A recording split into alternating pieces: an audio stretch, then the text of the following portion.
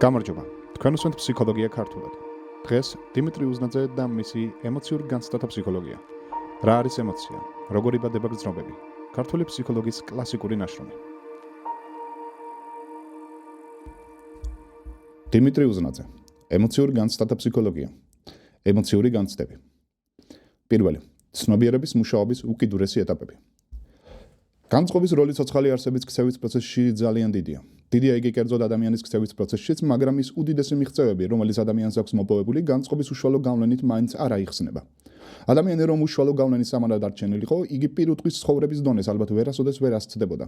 ადამიანის სპეციფიკური თავისებურება და იმავე დროს მისი უდიდესი მონაპოვარი სწორედ ისაა, რომ მას ძალა შესწევს თავისი ქცევა განწყობის უშუალო ბალოტონობას ხელიდან გამოგლიჯოს, რათა იგი ცნობიერების აქტიობით გაშუალებულ განწყობას დაუმორჩილოს.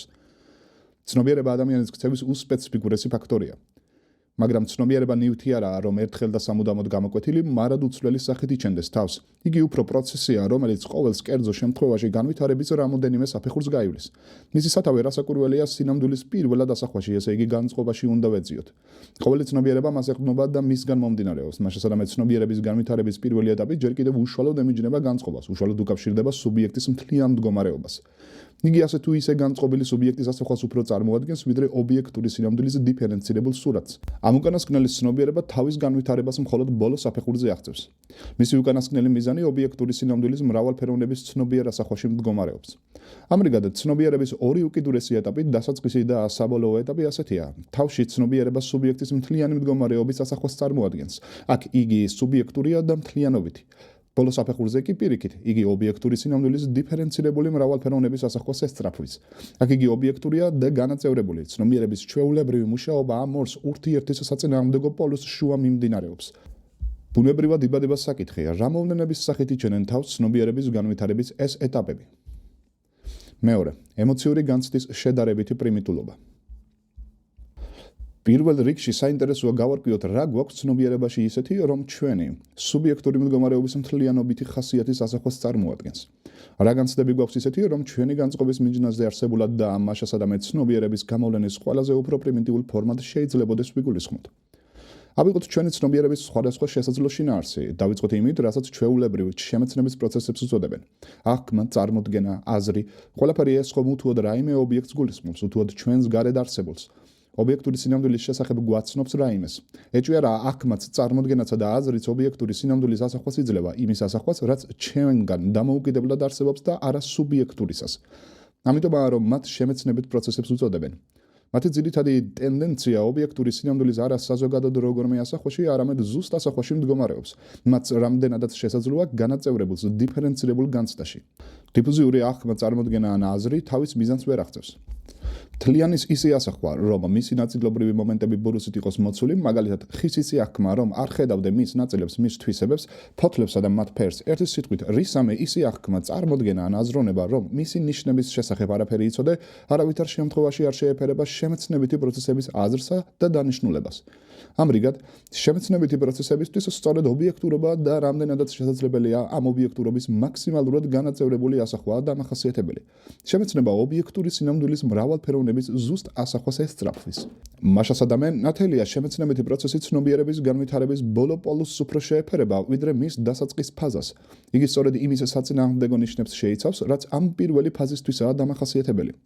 ავიღოთ ახლა ეგრეთ წოდებული ემოციური განცდები. სიამოვნება და უსიამოვნება, სიყვარული და სიზულვილი, შიში და რისხვა. რა არის ამათთვის დამახასიათებელი? წარმოვიდგინეთ, რომ რომელიმე მათგანის განცდა გვაქვთ, მაგალითად შიშს განიცდით, გინდა სიამოვნებას ან სიყვარულს. განა რომელიმე ამ განცდათაგანი ობიექტური სინამდვილის რომელიმე ნიშანს ან მომენტს გადმოგცემს, ან და საზოგადოდ რისამე ობიექტურად არსებული სასახვას წარმოადგენს. რასაკვირველია არა? სცენარის მწვანე ფერს რომ აღიქვა, მოგულისხმობ, რომ ამ აღქმამ სცენარის ფერი გამითვალისწინა. სცენარის ეს ფერი აქვს და ეს აღქმის წყალობით ვიცი. სიამოვნებას ან სიყვარულს რომ განვიცდი, მაშინაც ვტყობილობ რასმე ობიექტური სინამდვილის შესახებ თუ არა. რასაკვირველია არაფერს. სიყვარული ან სიამოვნება ჩემი მდგომარეობაა და არა რაიმე ობიექტის ნიშანი. ასეა ყველა სხვა ემოციური განცდების შემთხვევაშიც. მაშასადამე ემოციურ განცდა მხოლოდ სუბიექტის მდგომარეობას წარმოადგენს. ამავე დროს ძნელი შესამჩნევია, რომ მაგალითად სიყვარული სრულად არ შეადგენს ისეთ შინაგანად დიფერენცირებულს, განაწევრებულ განცდას, როგორც მაგალითად ხის ზუსტი აღქმა, როგორც სუბიექტის მდგომარეობა. სიყვარული მის მთლიან მეს ახასიათებს და არა რომელსამე მის ნაწილს. ამაზრით იგი მთლიანობითი შინაარსის განცდაა. ამრიგად, ჩვენ არაფერი გვიშლის ხელს ცნობიერების გამოვლენის პრიმიტიულ ფორმად, იმ ფორმად, რომელიც განწყობათა სამკვიდროს ემიჯნება სწორედ ემოციური განცდები ჩავთვალოთ. სუბიექტურობა და გაუნაწევრებელი მთლიანობა ყველაზე მეტად სწორედ ემოციური განცდებს ახასიათებს. მაგრამ თუ ეს ასეა, მაშინ განვითარების ადრეულ საფეხურს ყველგან ემოციური განცდა უნდა წარმოადგენდეს. ონტოგენეტურად რომ ეს მართლაც ასეა, ამას დღეს არავინ უარყოფს. ჩვენ რომ ნება მიგვეცა ჩვენი თავისთვის ახალშობილი ბავშვის ცნობიერების უპირველესი ნიშნებისთვის რაიმე სახელწოდება მოგვეძებნა, ჩვენ მხოლოდ უსახო ემოციური განცდაზე შევჩერდებოდით, იმიტომ რომ განაწევრებული განცდების ბავშვს ჯერჯერობით არაფერი აქვს. საჭიროა ხანგრძლივი პროცესი, რომ პირველად ბურუს ცალკეული აღქმები წარმოდგენები და სურვილები, როგორც გამოცალკევებული განცდები გამოეყვნენ. ამბობს ცნობილი ბავშვის ფსიქოლოგი ვუ შტერნი. იგივე დასტურდება ჩვენი განვითარებული ცნობიერების აქტივობის ცალკე შემთხვევებშიც. სანამ ჩვენს ცნობიერებაში ობიექტური ვითარების ზემოქმედების შედეგად რაიმე დასრულებული განაწევრებული შინაარსი, მაგალითად რაიმე აღქმა ან აზრი ჩამოყალიბდებოდეს, მანამდე ერთგვარი მთლიანობითი ხასიათის უსახო განცდა ჩნდება ხოლმე, რომელიც სუბიექტის მდგომარეობას უფრო ახასიათებს, ვიდრე ობიექტურ ვითარებას და როგორც თავისებური ემოციური პროცესი განიცდება. მესამე, ემოცია და გრძნობა ვიწრო მნიშვნელობით. მაგრამ შეცდომა იქნებოდა გვეფიქრა, თითქოს ყოველგვარი ემოციური განცდა ცნობიერების განვითარების ამ დასაწყის საფეხურს შეადგენდეს. არა, ამ მხრივ ემოციური პროცესებიც განსხვავდებიან ურთიერთისგან. არსებობს ემოციური პროცესები, რომელნიც უფრო სუბიექტურისა და უფრო მთლიანობითი ბუნებისანი არიან და არსებობს ისეთებიც, რომელიც შედარებით უფრო დიფერენცირებულსა და ობიექტივირებულ განცდებს წარმოადგენენ. თვალი რომ გადავავლოთ ემოციურ განცდათა ერთობლიობას, ჩვენ ორი ურთიერთისგან მკვეთრად განსხვავებული ჯგუფის არსებობას დავადასტურებთ. ერთ ჯგუფს ისეთი ემოციები წარმოადგენენ, როგორიცაა მაგალითად სიყვარული, სიძულვილი, შიში, რისხვა, ჯავრი, სიხარული და სხვა. სულ სხვა ტიპის განცდაა სიამოვნება, რომელსაც მაგალითად ვარდის სუნი მგვრის, ანუ სიამოვნება, რომელსაც მწარე გემოსგან უგრძნობ. პირველ შემთხვევაში ჩვენ ისეთ სულიერ მდგომარეობასთან გვაქვს საქმე, რომელიც თითქოს სუბიექტის მთელ ვითარებას ეხება და მის მთლიან დახასიათებას უფრო იძლევა, ვიდრე რომელიმე ნაწილობრივი განცდისას. მეორე შემთხვევაში პირიქით, უთუოდ რაიმე ნაწილობრივი შინაარსის განცდა გვაქვს, მაგალითად მწარე გემოს ან ვარდის სუნის აღქმა და ემოციური განცდა ამ უკანასკნელთან დაკავშირებით და მის დასახასიათებლად ჩნდება. აქ ემოციური განცდას უფრო დამოკიდებული, უფრო სპეციალური, უფრო განსაზღვრული ხასიათი აქვს, ვიდრე პირველ შემთხვევაში. ამიტომ ჩვეულებრივ მეტყველებაში, ისე როგორც მეცნიერებაშიც, თითოეულს ამ ჯგუფს თავისი განსხვავებული სახელწოდება აქვს. იმ სულიერ მდგომარეობად, რომელიც ჩვენს განცდას დროებით მაინც მთლიანად ავსებენ და მთელს დანარჩენ სულიერ ცხოვრებას იმორჩილებენ, ემოციები ეწოდება. ხოლო იმ სულიერ მოძრაობად, რომელიც სხვა სულიერ პროცესებსა და შინაარსებს უკავშირდებიან, რის გამოც უფრო სპეციალურისა და შემოფარგლული ხასიათის არიან, გრძნობა ეწოდება. შტერნი. როგორც ვხედავთ, ემოციები და გრძნობები იმით განსხვავდებიან ურთიერთისგან, რომ პირველნი უფრო მთლიანობითისა და სუბიექტური ხასიათის განცდებს წარმოადგენენ. ხოლო მეორენი უფრო სპეციალურისა და თითქოს ობიექტური ხასიათის განცდებს. ამრიგად, არა მარტო მთელი ფსიქიკის შინაარსი იყოფა ორ ჯგუფად, რომელთაგანაც ერთი დიფუზიური, მთლიანობითი ხასიათისაა და სუბიექტის მდგომარეობას წარმოადგენს ემოციური შემეცნებითი პროცესები, არამედ თვითონ ემოციური პროცესებიც ორს ასეთსავე ჯგუფად იყოფა. ერთი სუბიექტთან უფრო დაკავშირებულად განიცდება ემოციები, მეორე ობიექტური სინამდვილის განაწევრებული ასახვის პროდუქტებთან, შემეცნების პროდუქტებთან, გრძნობები, ამ სიტყვის ვიწრო მნიშვნელობით. ჩვენი დიფერენცირებული აღქმები, წარმოდგენები, აზრები და მოქმედებები, ესენიც მოქმედობენ სუბიექტზე და მასში გარკვეულ ემოციურ განცდებს იწვევენ, რომელიც გრძნობების საკითხ ხშირად არა მარტო სუბიექტის მდგომარეობა და არამედ თითქოს ობიექტის თვისებადაც განიცდებიან, მაგალითად სასიამოვნო ხმა, აღმაშფოთებელი საქციელი.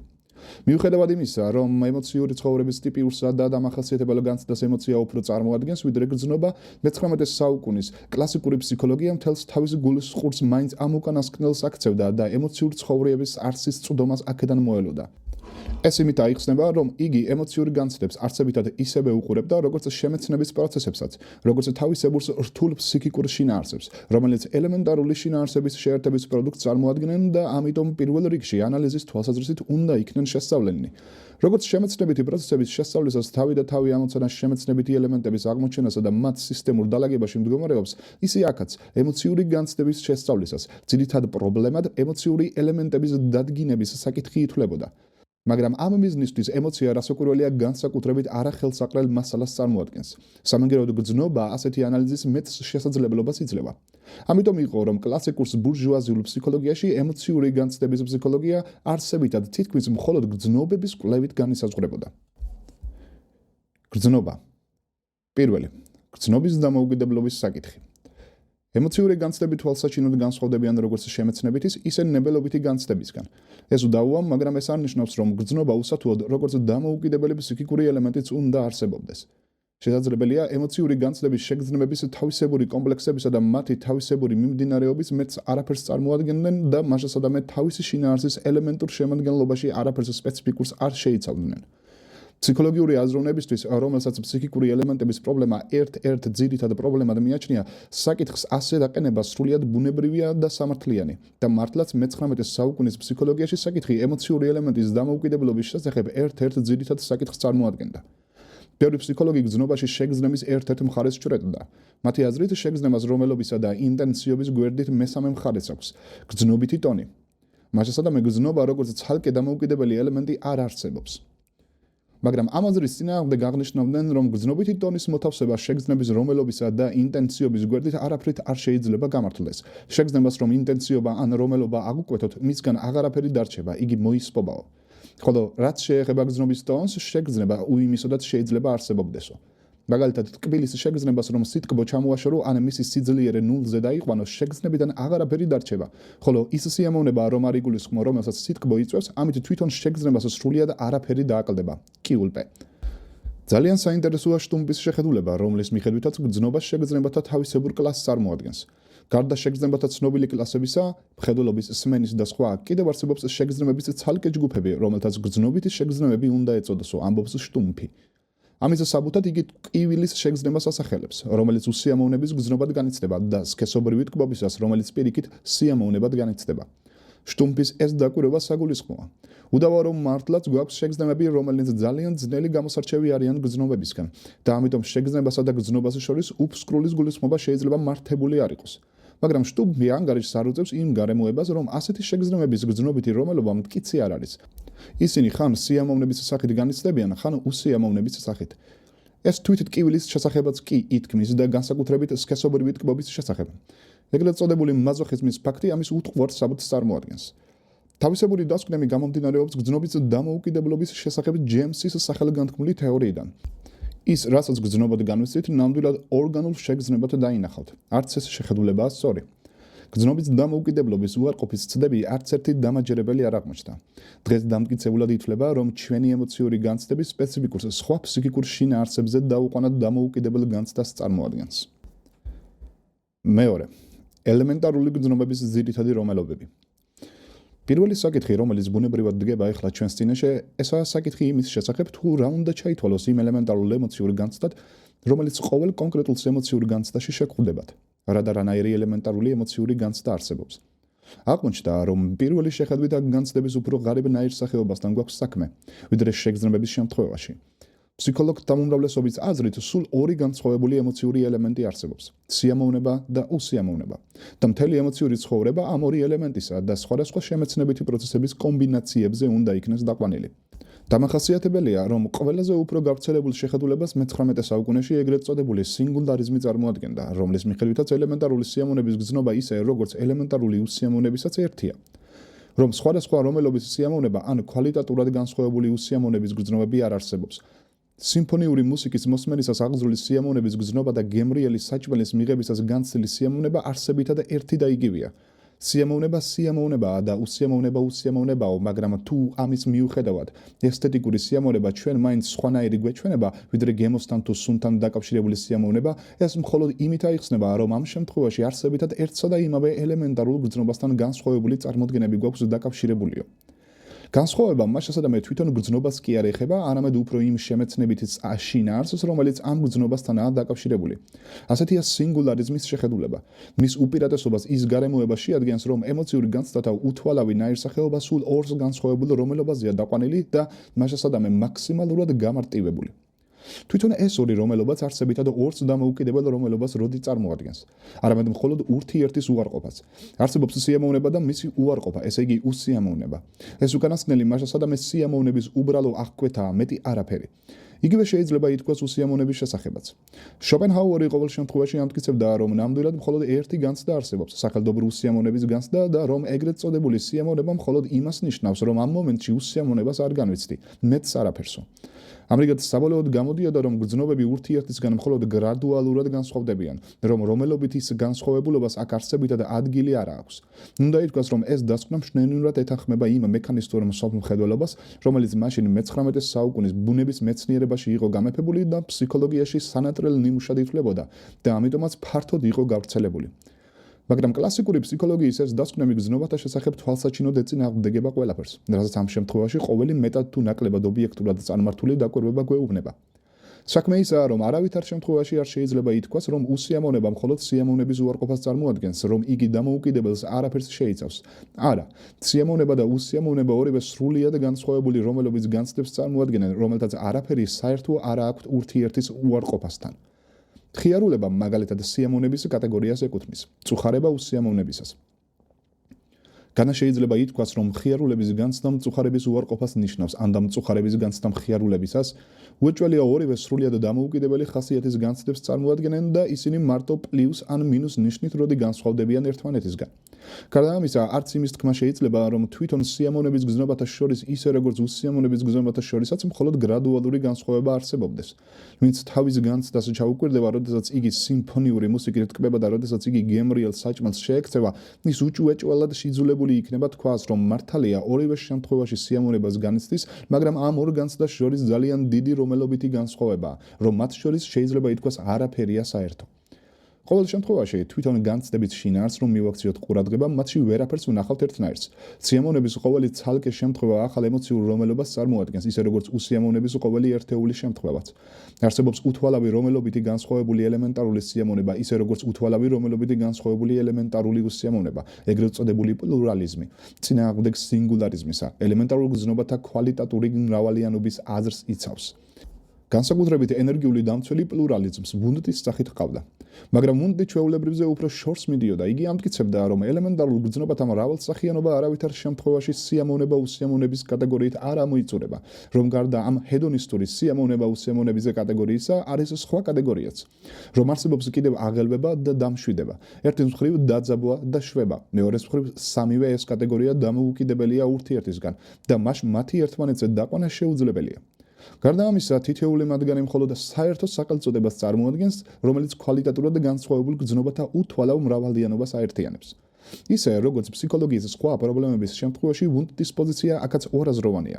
ერთის მხრივ იგი ტრადიციული შეხედულების განსაზღვრულობას და მისი გადალახვის საჭიროებას გრძნობს, მაგრამ მეორეს მხრივ იგი მაინც ვერ ახერხებს ძველს პრინციპულ პოზიციებს გადასცდეს და ფსიქოლოგიური აზროვნება ახალ ლიანდაგზე დააყენოს. ამიტომ მას მხოლოდ შესაძლებლობები შეაქვს ძველში. შესწორებები, რომელიც ძველი სისტემის პრინციპულ საფუძვლებს ცუდად ეგუება, მაგრამ არსებითად ახალს მაინც არაფერს იძლევა. ვუნდტი კარგად ხედავს, რომ სიამოვნება უსიამოვნების კატეგორია სრულიად ვერ ამოსწურავს გრძნობათა სამყაროს უთვალავ მრავალფეროვნებას, როგორც ეს ტრადიციულ ფსიქოლოგიას სწამს, მაგრამ ის დარწმუნებულია, რომ ელემენტების რიცხვი მაინც განსაზღვრულია. ოღონდ მათი სწორი მიგნებაა საჭირო და ფიქრობს, სიამოვნება უსიამოვნების კატეგორიას რომ კიდევ ორი ახალი კატეგორია დავუმატოთ, მაშინ ყველაფერი რიგზე იქნებაო. ვუნდტი ელემენტთა ფსიქოლოგიის ნიადაგზე განაგრძობს დგომას და ამიტომ მთავარ პრობლემას მისთვისაც ამ ელემენტების სწორი რიცხვის მიგნება შეადგენს. ყოველ შემთხვევაში ჩვენი გრძნობების მრავალფეროვნების ფაქტი წინააღმდეგ სინგულარიზმის მტკიცებისა უეჭველ ფაქტად უნდა ჩაითვალოს. ჩვენი გრძნობების სამკვიდრო ისევე მრავალფეროვანია, როგორც მრავალფეროვანია სუბიექტის რეაქციის შესაძლებლობა სხვადასხვა გამღიზიანებელთა მრავალი შესაძლო ზემოქმედების საპასუხოდ. მაგრამ მაინც გამოსარკვევი რჩება გრძნობათა რა და რა ძირითადი მიმართულებები უნდა იქნეს ურთიერთისგან განსხვავებული. უდაოა ვუნდტი აქაც მართალი იყო, როდესაც მარტო სიამოვნება უსიამოვნების მიმართულებით არ კმაყოფილდებოდა და დამატებით ახალი შემოჰქონდა. მაგრამ ეს არ ნიშნავს რასაკვირველია, რომ მისი დასკვნები მთლიანად სწორი იყო. იმისთვის, რომ მართებულად გარავწყვიტოთ თუ გრძნობის რა და რა ძირითადი მიმართულება აქვს ადამიანს, იმ დებულებიდან უნდა გამოვიდეთ, რომ ყოველი გრძნობა სუბიექტის მდგომარეობას წარმოადგენს. მაგრამ მდგომარეობა თავისთავად და უმიზეზოდ კი არა, მხოლოდ სინამდვილესთან ურთიერთობის პროცესში ჩნდება და ამ ურთიერთობის მიხედვით იცვლება. გზნობა ამის ცნობიერად არეკს წარმოადგენს, მასადამე იგი მაჩვენებელია თუ როგორ მიმდინარეობს ეს ურთიერთობა. სინამდვილესთან ადამიანის ურთიერთობის მიმდინარეობა შეიძლება მხოლოდ ორი თვალსაზრისით იქნეს განსხვავებული. ან იმის მიხედვით თუ რას აძლევს იგი სუბიექტს მიზანშეწონილობის თვალსაზრისით, ან და იმის მიხედვით თუ თვითონ პროცესი ამ ურთიერთობისა როგორია, დინამიკის თვალსაზრისით. მასასადამე გზნობას მხოლოდ ორი ძირითადი მიმართულება უნდა ჰქონდეს: მიზანშეწონილობის თვალსაზრისით სიამოვნება უსიამოვნების მიმართულება, ხოლო დინამიკის თვალსაზრისით აგზნება და მშვიდების მიმართულება. ამრიგად, ნაცვლად ვუნდტის სამი ძირითადი მიმართულებისა სულ ორი ასეთი მიმართულება უნდა განვასხვაოთ: სიამოვნება უსიამოვნებისა და აგზნება და მშვიდების მიმართულება, შტერნი და სხვა. მხედველობაში უნდა ვიქონიოთ, რომ გზნობის ეს მიმართულებები ურთიერთს არ გამორიცხავენ. სიამოვნება უსიამოვნება გზნობის შინაარსეულ მხარეს ახასიათებს, ხოლო აგზნება და მშვიდება წმინდა ფორმალური ემოციური განცდებია და ამიტომ შესაძლოა მათ ყოველგვარ შინაარსში იჩინონ თავი. აგზნება შეიძლება სიამოვნებასთანაც იყოს დაკავშირებული და უსიამოვნებასთანაც, ისე როგორც დამშვიდებაც. ესაა თუ ის გზნობა ადამიანს სინამდვილესთან ურთიერთობის, ესე იგი მოქმედების პროცესში უჩნდება.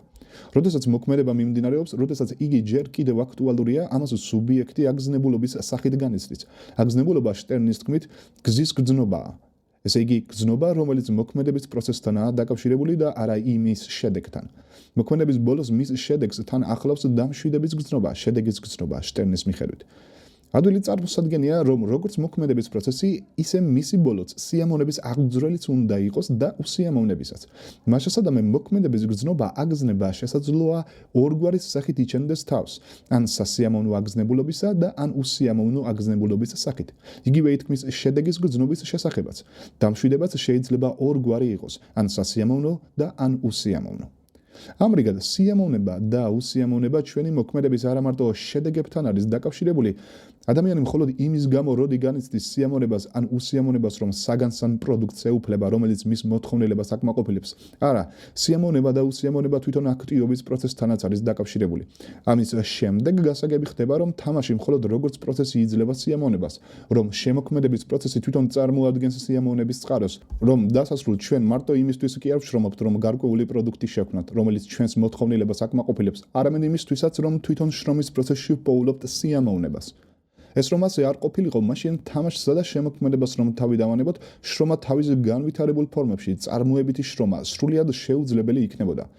წარმოებელი მხოლოდ განვითარების ძლიერ დაბალ საფეხურზე აწარმოებს მარტო იმას, რისი მოთხოვნილებაც თვითონ აქვს პირადად, თორემ საზოგადოებრივ იგი ბაზრისთვის მუშაობს.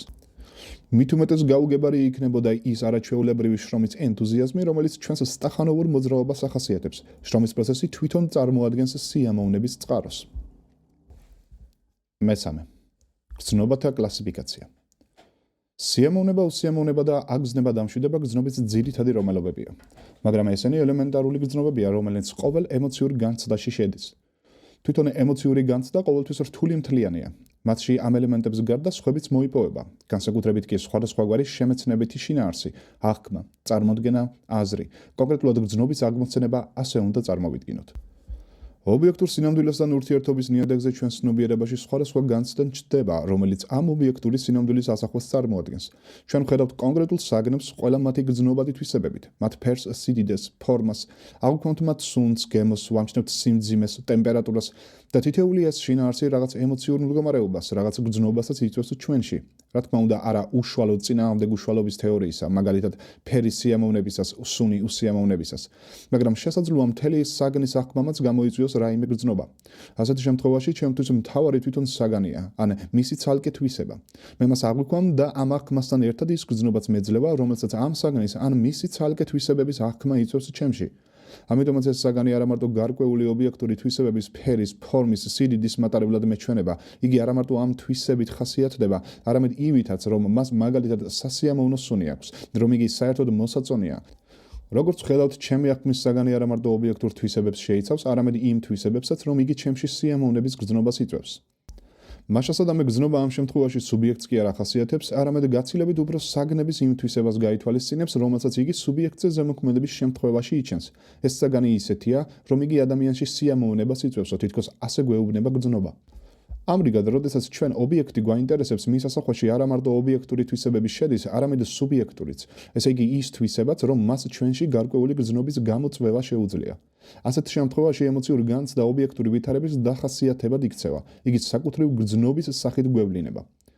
გრძნობათა გამოვლენის შემთხვევები მრავალია და მრავალფეროვანი. მათ დასაჯგუფებლად განსაკუთრებით ის ობიექტური განცდები გამოდგება, რომელთა ნიადაგზეც ისინი ჩნდებიან და რომელთა შინაარსშიც განიცდებიან. ეს ობიექტური განცდები ორგვარია. პირველი, ის განცდები, რომელიც ჩვენი გრძნობის ორგანოების ფუნქციების შედეგად ჩნდებიან, გრძნობადი განცდები, ესე იგი ფერის, ხმის, სუნის, გემოს და სხვა ასეთების განცდები. და მეორე, ის განცდები, რომელიც უფრო მაღალი კატეგორიის მოვლენებს წარმოადგენენ, ჩვენი იდეები, ჭეშმარიტების, მშვენიერებისა და სიკეთის შესახებ. ამის და მიხედვით გრძნობების ორი დიდი ჯგუფი უნდა გაირჩეს. პირველი, გრძნობადი გრძნობები, ესე იგი გრძნობები, რომელსაც ფერის, სუნის და სხვა ასეთების აღქმის შედეგად ვღებულობთ და რომელნიც ამის და მიხედვით ამ ობიექტურ შინაარსებთან დაკავშირებით განიცდებიან. მეორე, უმაღლესი გრძნობები, ესე იგი ის გრძნობები, რომელიც რაიმე აზრის, რაიმე ესთეტიკური ღირებულების, მხატვრული ნაწარმოების ან ბუნების სიმშვენიერის ან რაიმე ქცევის განცდის შედეგად აღმოცენდებიან. ეს გრძნობები ინტელექტუალურის, ესთეტიკურისა და მორალური გრძნობების სახელწოდებით არიან ცნობილნი.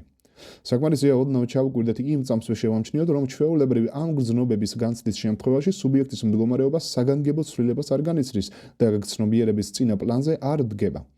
აქ უფრო მეტად ობიექტური ვითარების, ჭეშმარიტების, მშვენიერებისა და ზნეობრივი ქცევის განცდასთან გვაქვს საქმე. ყოველ შემთხვევაში აქ ობიექტური ვითარების თავისებურება უფრო გვეცემა თვალში, ვიდრე სუბიექტის მდგომარეობა. განსაკუთრებით ნათლად ეს ესთეტიკურ ემოციურ განცდაში ჩანს. ესთეტიკური გრძნობა უფრო ობიექტს ახასიათებს, ვიდრე სუბიექტის მდგომარეობას. იგი მშვენიერების განცდას წარმოადგენს და ამ გრძნობის შინაარს მშვენიერებას საგანში გულისხმობს, როგორც მის თვისებას და არა სუბიექტში, როგორც მის მდგომარეობას. ემოცია და მისი კლასიფიკაციის ცდები. პირველი, გრძნობა და ემოცია. ემოციური განცდების ანუ გრძნობების ამ სიტყვის ფართო მნიშვნელობით მეორე გამოვლენის ფორმას ემოცია წარმოადგენს. ჩვენ უკვე ვიცით თუ რით განსხვავდება იგი საკუთრივ გრძნობისგან. მაშინ, როდესაც ეს უკანასკნელი ჩვეულებრივ ობიექტური შინაარსების განცდებს უკავშირდება და მათ თვისებად ან უკეთ მათ ემოციურ ტონად იქცევა, ემოცია პირიქით წმინდა სუბიექტურ მდგომარეობად განიცდება. საგნობრივი ობიექტური მასში მეორე პლანზეა მოთავსებული. იგი არასდროს ამ ობიექტურის თვისებად არ განიცდება. ჩვეულებრივი გრძნობის შემთხვევაში საგნის ობიექტურის განცდა ცნობიერებაში პირველ პლანზე წამოწეულია, ხოლო ჩვენი შინაგანი მდგომარეობა, რომელიც ამ განცდასთან დაკავშირებით ჩნდება, ისეთი არაა, რომ საგანგებო ყურადღება მიიქციოს. ცნობიერებაში დამოუკიდებელი ადგილი დაიჭიროს. იგი ობიექტური შინაარსის წინაშე ჭრილში რჩება. მაგრამ ვთქვათ, რომ რაიმე მიზეზის გამო ობიექტის განცდა ისეთ გავლენას ახდენს სუბიექტზე, რომ ეს უკანასკნელი თავისი ჩვეულებრივი წონასწორობიდან გამოდის და მკვეთრად განსხვავებულ მდგომარეობაში ვარდება. უეჭველია ამ შემთხვევაში მისი ცნობიერებაში არა მარტო ობიექტის ვითარება აისახება, არამედ სუბიექტის შინაგანი მდგომარეობის განცდაც გაჩნდება. ის, რაც გრძნობის შემთხვევაში ობიექტურ შინაარსს უკავშირდება, აქ ცნობიერების ცალკე შინაარსად იქცევა, ცალკე განცდად, რომელიც ობიექტური ვითარების განცდის გვერდით სრულიად დამოუკიდებელს, სრულიად თავისებურ რომელობას წარმოადგენს. ვთქვათ, ტყეში ერთბაშად მხეცს წააწყდი, რომელიც ღრიალით შენსკენ მორბის. აქ ცნობიერებაში სრულიად გარკვევით ორი ურთიერთისგან განსხვავებული და ურთიერთისგან გამოყოფილი შინაარსი გაჩნდება. ერთის მხრივ საშინელი მხეცის აღქმა და მეორეს მხრივ ელ და შიში, რომელშიც მხეცის თვისებები კი არა, შენი საკუთარი მდგომარეობაა გადმოცემული. რასაკვირველია, ჩვენ მხეცის საშინელების შესახებაც ვლაპარაკობთ, როდესაც ობიექტური ვითარების აღწერას ვაწარმოებთ. მაგრამ ამით ჩვენ ოდნავაც არ ვეხებით უმთავრეს სახელდობრივ თვითონ სუბიექტის მდგომარეობას, მის ელ და შიშს. ეს უკანასკნელი არც ერთი მხრით მხეცის დასახასიათებლად არ გამოდგება. იგი სუბიექტის მდგომარეობაა და მხოლოდ სუბიექტს ეხება. უეჭველია ასეთი განცდები მკვეთრად უნდა განვასხვაოთ გრძნობებისგან. ისინი ემოციის სახელწოდებით არიან ცნობილნი.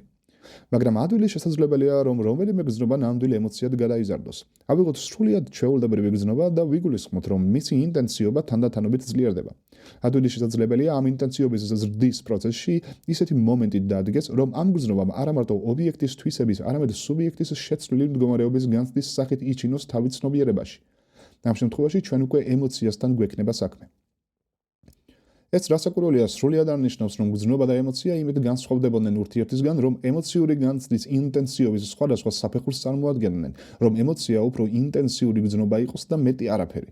არა, სრულიად არასავალდებულო, რომ ემოცია უფრო ინტენსიური განცდა იყოს, ვიდრე გრძნობა. შესაძლებელია ასეთი მდგომარეობაც, გრძნობა ძლიერდება და თავისი ინტენსიობის იმდენად მაღალ დონეს აღწევს, რომ ემოციად იქცევა, მაგრამ ეს ემოცია ჯერ მხოლოდ სუსტი ემოციაა და ისე მკვეთრად, როგორც გრძნობა, ჯერ კიდევ არ განიცდება.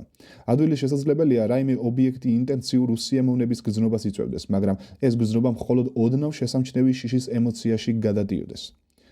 იმისთვის, რომ საბოლოოდ ნათელი გახდეს თუ რაც წარმოადგენს ემოცია, უნდა აღინიშნოს ისიც, რომ მისი დამოკიდებულება იმ ობიექტურ ვითარებასთან, რომელიც მას იწვევს, თავისებურია. მიუხედავად იმისა, რომ ემოცია წმინდა სუბიექტური მდგომარეობაა, რომელსაც მაშასადამე არაფერი აქვს ობიექტური ვითარების ასახვასთან საერთო, იგი მაინც გულისხმობს ამ უკანასკნელს. შეიძლება ითქვას, ემოცია ამ ობიექტური ვითარების ნათლად ასახვას და რამდენადაც შესაძლოა ცნობიერების მასზე კონცენტრაციას უწყობს ხელს. მაგალითად, შიშის შემთხვევაში ცნობიერებაში შიშის გამომწვევის სიტუაციის შესახები წარმოდგენები ბატონობენ. ამრიგად, ემოცია სუბიექტური მდგომარეობის განცდაა, რომელიც ამავე დროს ობიექტური ვითარების როგორც თავისი მიზეზის ან საგნის განცდასაც გულისხმობს. მაგალითად, მე მეშინია რისამე, გაჯავრებული ვარ უთუოდ რამეზე, მიყვარს ან მძულს უსათუოდ ვინმე და სხვა. მეორე, ემოციის ძირითადი კლასები. ყოველი ემოცია, როგორც ემოციური განცდა, აუცილებლად მარტივი გრძნობების მონაწილეობას გულისხმობს. სიამოვნება უსიამოვნებისას და აგზნება დამშვიდებისას. ამის და მიხედვით ემოციები 4 ჯგუფად შეიძლება განაწილდეს. 2 ჯგუფის სასიამოვნო ემოციებისა, აგზნებითი და დამშვიდებითი სასიამოვნო ემოციები და 2 ჯგუფის უსიამოვნო ემოციებისა, აგზნებითი და დამშვიდებითი უსიამოვნო ემოციები.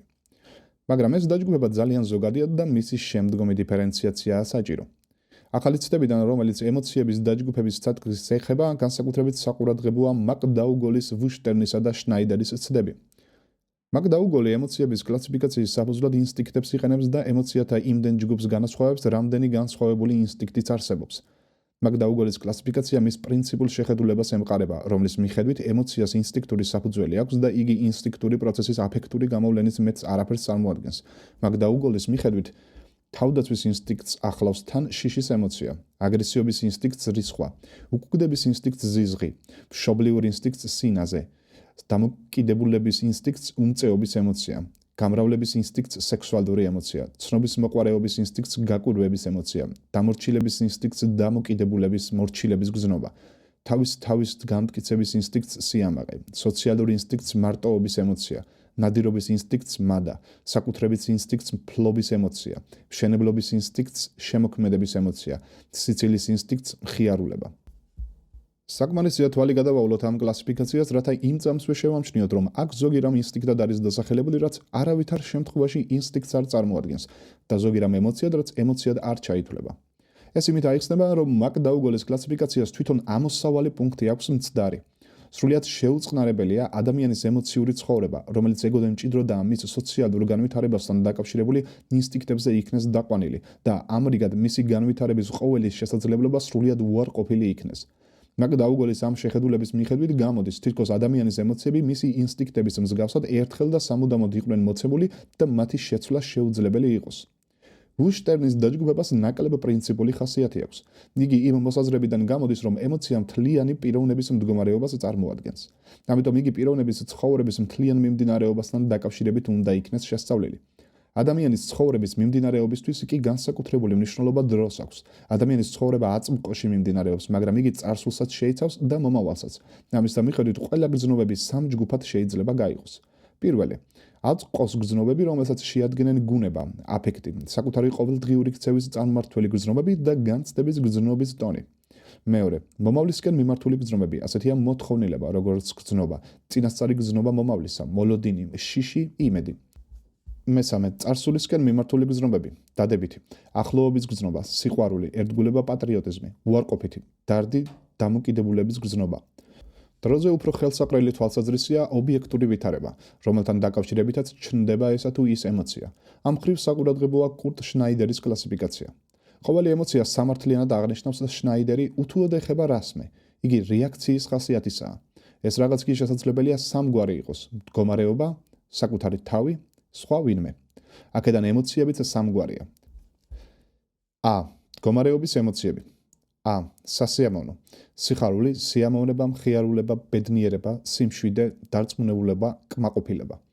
ბ. უსიამოვნო, სევდა, დარდი, შიში, უხალისობა, ნაღვლიანობა, უმწეობა, სამშობლოს სევდა, სასოწარკვეთილება, წუხილი, ძრწოლა, წყენა, რისხვა, ბრაზი, შური, ეჭვი, მოწყენა, სიცარიელე. ბ.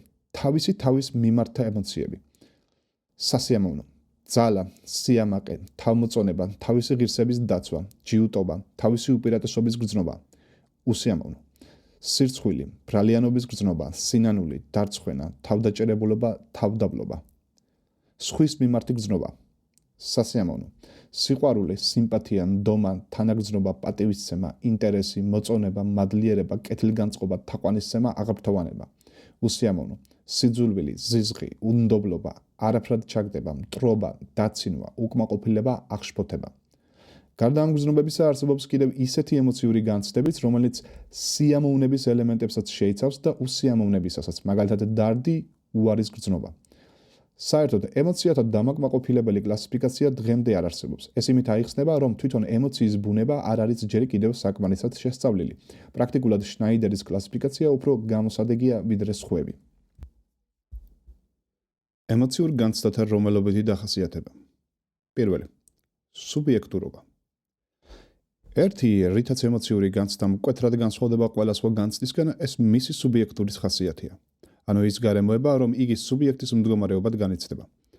სიამოვნება, უსიამოვნება და აგზნება დამშვიდება ამ მხრივ სრულიად არ განსხვავდებიან ურთიერთისგან, მაგრამ ეს ნიშანი განსაკუთრებით მკაფიოდ ემოციას ახასიათებს. ნამდვილ წმინდა სუბიექტურ მდგომარეობას, როგორც ვიცით, მხოლოდ ემოცია წარმოადგენს. რაც შეეხება გრძნობას, რასაკვირველია, იგი სუბიექტის მდგომარეობაა, მაგრამ მის განცდაში ობიექტური მომენტიც ძალიან დიდ როლს ასრულებს. როგორც ვიცით, გრძნობა ისე განიცდება, თითქოს ობიექტს ცალკე თვისება ან მხარე ჰქონდეს, რომელიც გრძნობაში აისახება.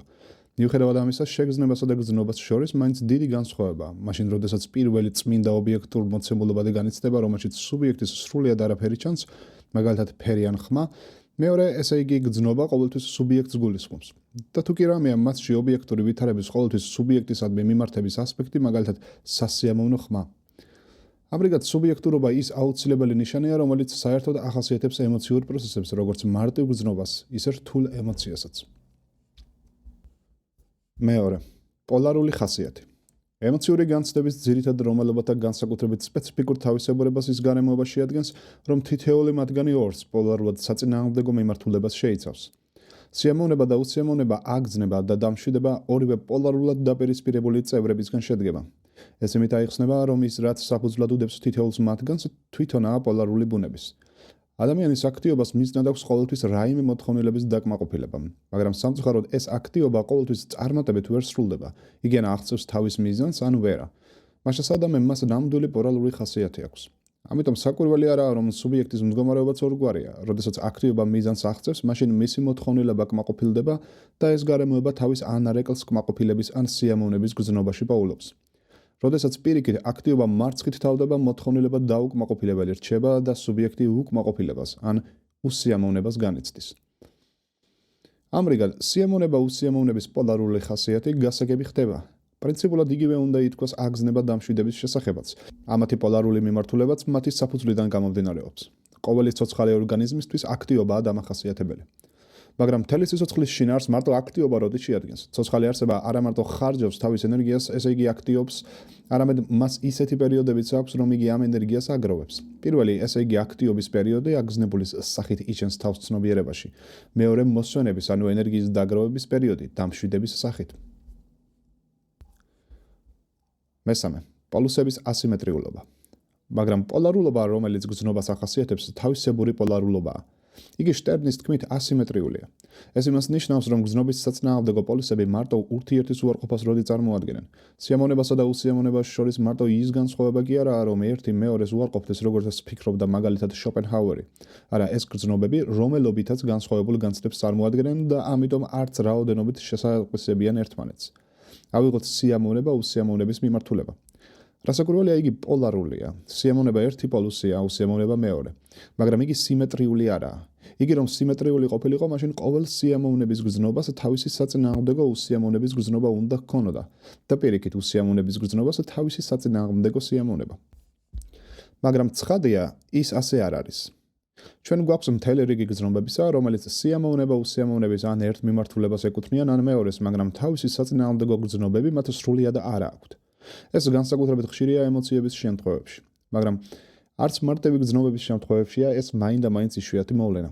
მაგალითად, რომელი უსიამოვნება წარმოადგენს ბეთჰოვენის სიმფონიის მოსმენასთან დაკავშირებული სიამოვნების საწინააღმდეგო პოლუსს. რასაკვირველია, ასეთი უსიამოვნების გრძნობა არ არსებობს. აქედან გასაგებია, რომ შესაძლებელია გრძნობათა პოლარულ მიმართულებათა შორის არც რაოდენობრივი შესატყვისება არსებობდეს. ეს რომ მართლაც ასეა, ამის საუკეთესო საბუთს პესიმისტები იძლევიან. რომელიც ადამიანის სიამოვნებისა და უსიამოვნების შემთხვევათა ბიუჯეტს იკვლევდნენ და იმ სამწუხარო დასკვნამდე მიდიოდნენ, რომ ცხოვრებაში ადამიანს უსიამოვნება მეტი აქვს ვიდრე სიამოვნებაო, რომ საზოგადოდ პირველი უფრო ხშირია ვიდრე მეორეო. რასაკვირველია, სიამოვნება უსიამოვნების რაოდენობრივი შეფარდება იმ სოციალურ-ეკონომიკურ წყობილებაზეა დამოკიდებული, რომელშიც ადამიანს ცხოვრება უხდება და პესიმისტები მართალნი იყვნენ, რამდენადაც მათი ბიუჯეტი კლასობრივი საზოგადოების პირობებში სიამოვნება უსიამოვნების ადამიანთა შორის განაწილებას ეხებოდა.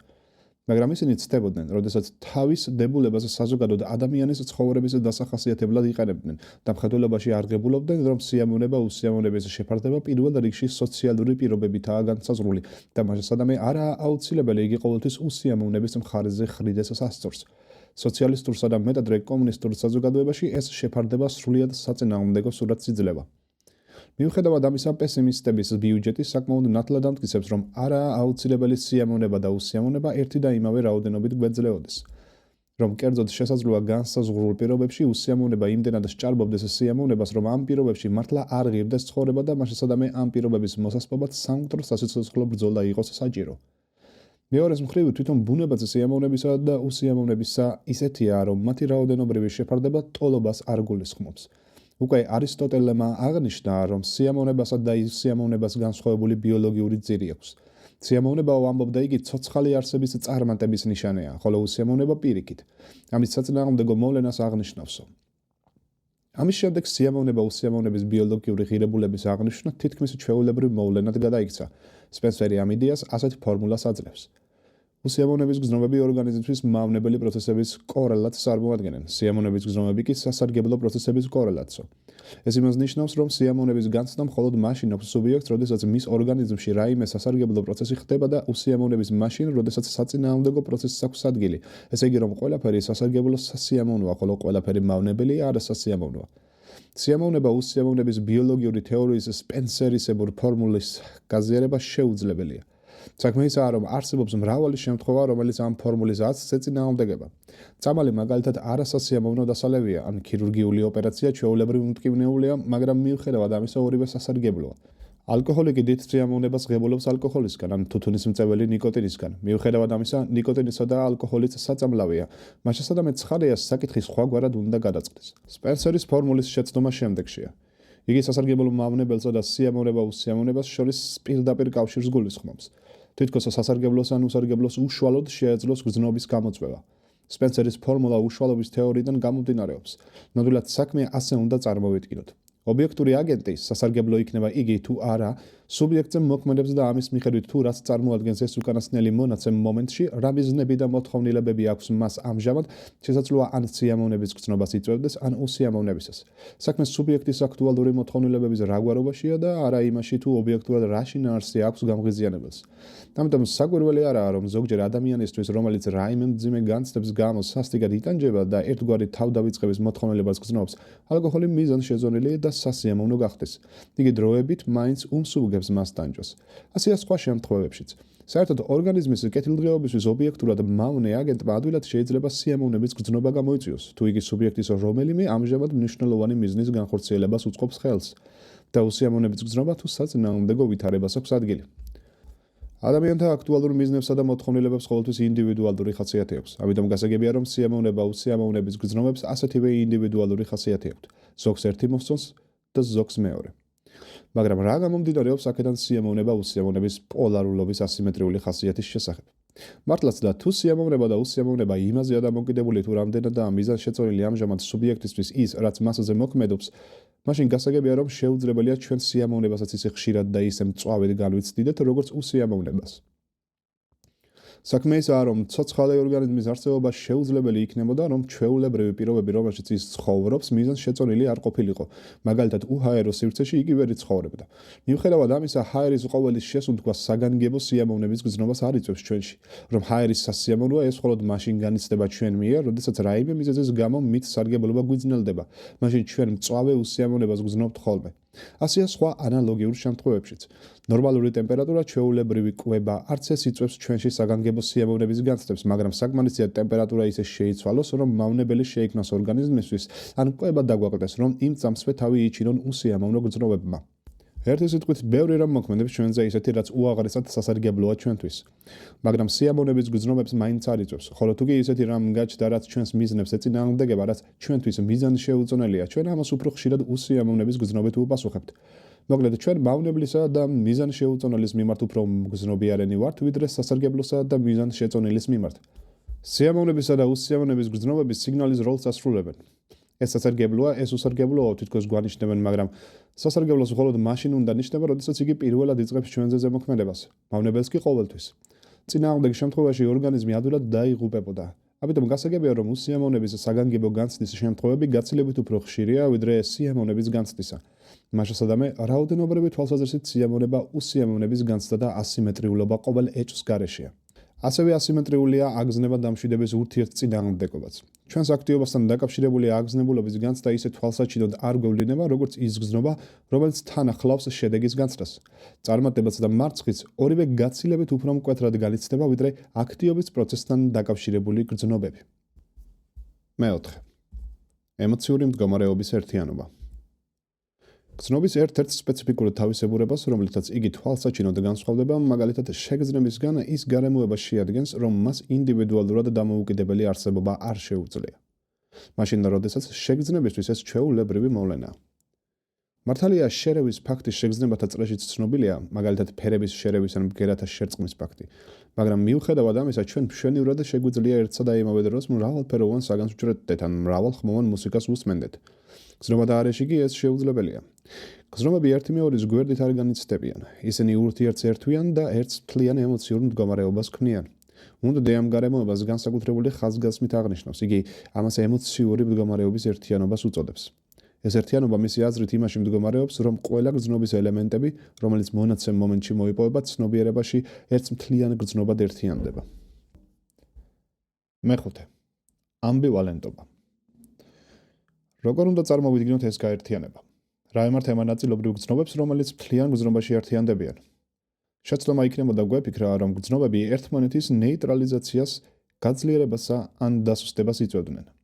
არა, მიუხედავად იმისა, რომ ისინი ერთს მთლიანს ემოციურ მდგომარეობას ქმნიან, ამ მთლიანში მეტად თუ ნაკლებად თვალსაჩინოდ თავის ინდივიდუალობასაც ინარჩუნებენ. განსაკუთრებით მკაფიოდ ეს გრძნობის ამბივალენტობის შემთხვევაში დასტურდება. გრძნობის ამბივალენტობას უმეტესად ფსიქოანალიზის სკოლამ მიაქცია ყურადღება. იგი იმაში მდგომარეობს, რომ არის შემთხვევები, რომ ჩვენ გადაჭრით ერთი გარკვეული გრძნობა გვაქვს, მაგალითად თანაგრძნობა. მაგრამ ამ ერთ გრძნობაში სიამოვნების ელემენტიც განიცდება და უსიამოვნებისაც. სიამოვნება ერთმანეთის ნეიტრალიზაციას როდი ახდენენ, არამედ ერთდროულად და ერთმანეთის გვერდით ერთი მთლიანი გრძნობის სახით განიცდებიან. ასეთი ამბივალენტური გრძნობები ჩვენ ბევრი გვაქვს, მაგალითად ნატრა, ერთგულება, მორჩილება, სიდიადის ესთეტიკური განცდა, კომიკურის განცდა, იჭვიანობა და მრავალი სხვა. ამბივალენტური გრძნობის შემთხვევები იმდენად ხშირია, რომ შესაძლებელია ამბივალენტობა გრძნობის ერთ-ერთ ძირითად თავისებურებათაც კი ჩავთვალოთ. საქმე ისაა, რომ ადამიანის მიზანთა სისტემის შინაგანი მრავალმხრივობის გამო ადვილი შესაძლებელია ერთი რომელიმე მოვლენა, ერთი რომელიმე მიზნის თვალსაზრისით აზრიანი იყოს, ხოლო მეორე მიზნის თვალსაზრისით სრულიად უაზრო და ამის გამო ემოციური განცდა სიამოვნების მომენტსაც შეიცავდეს და უსიამოვნებასაც. ეს კი არა, პირიქით, ჩვენ იძულებულნი ვართ გამონაკლისად სწორედ ის შემთხვევები ჩავთვალოთ, განაგრძობს შტერნი, როდესაც ცნობიერებაში მარტო ერთი მიზანი იძლევა ანარეკლს და არა რამოდენიმე ერთადო. ემოციური განცდის გრადუალური დახასიათება. პირველი. ინტენსიობა.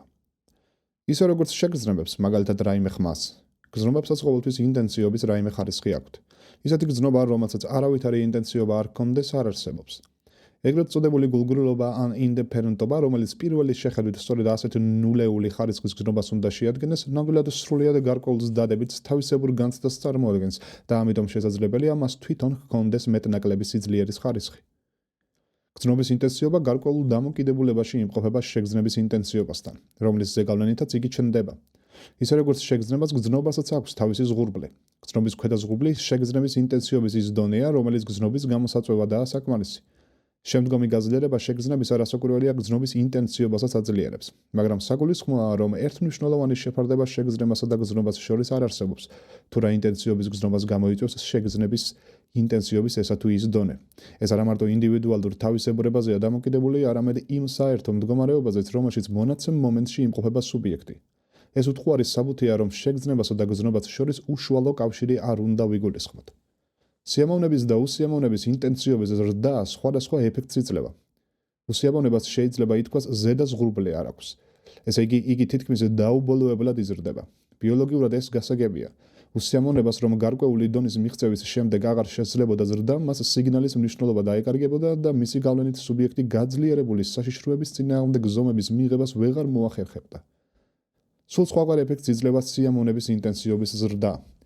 სიამოვნებას შეიძლება ითქვას არა მარტო ქვედაზღურბლი აქვს, არამედ ზედაზღურბლიც. ოღონდ მისი ზედაზღურბლი თვალსაჩინოდ განსხვავდება შეგრძნების ზედაზღურბლისგან. საქმე ისაა, რომ შეგრძნების შემთხვევაში ზედაზღურბლი ზღვარს წარმოადგენს, რომლის იქეთაც გამღიზიანებლის შემდგომი გაძლიერება არავითარ ეფექტს აღარ იწვევს. შეგრძნების ინტენსივობა აღარ იზრდება.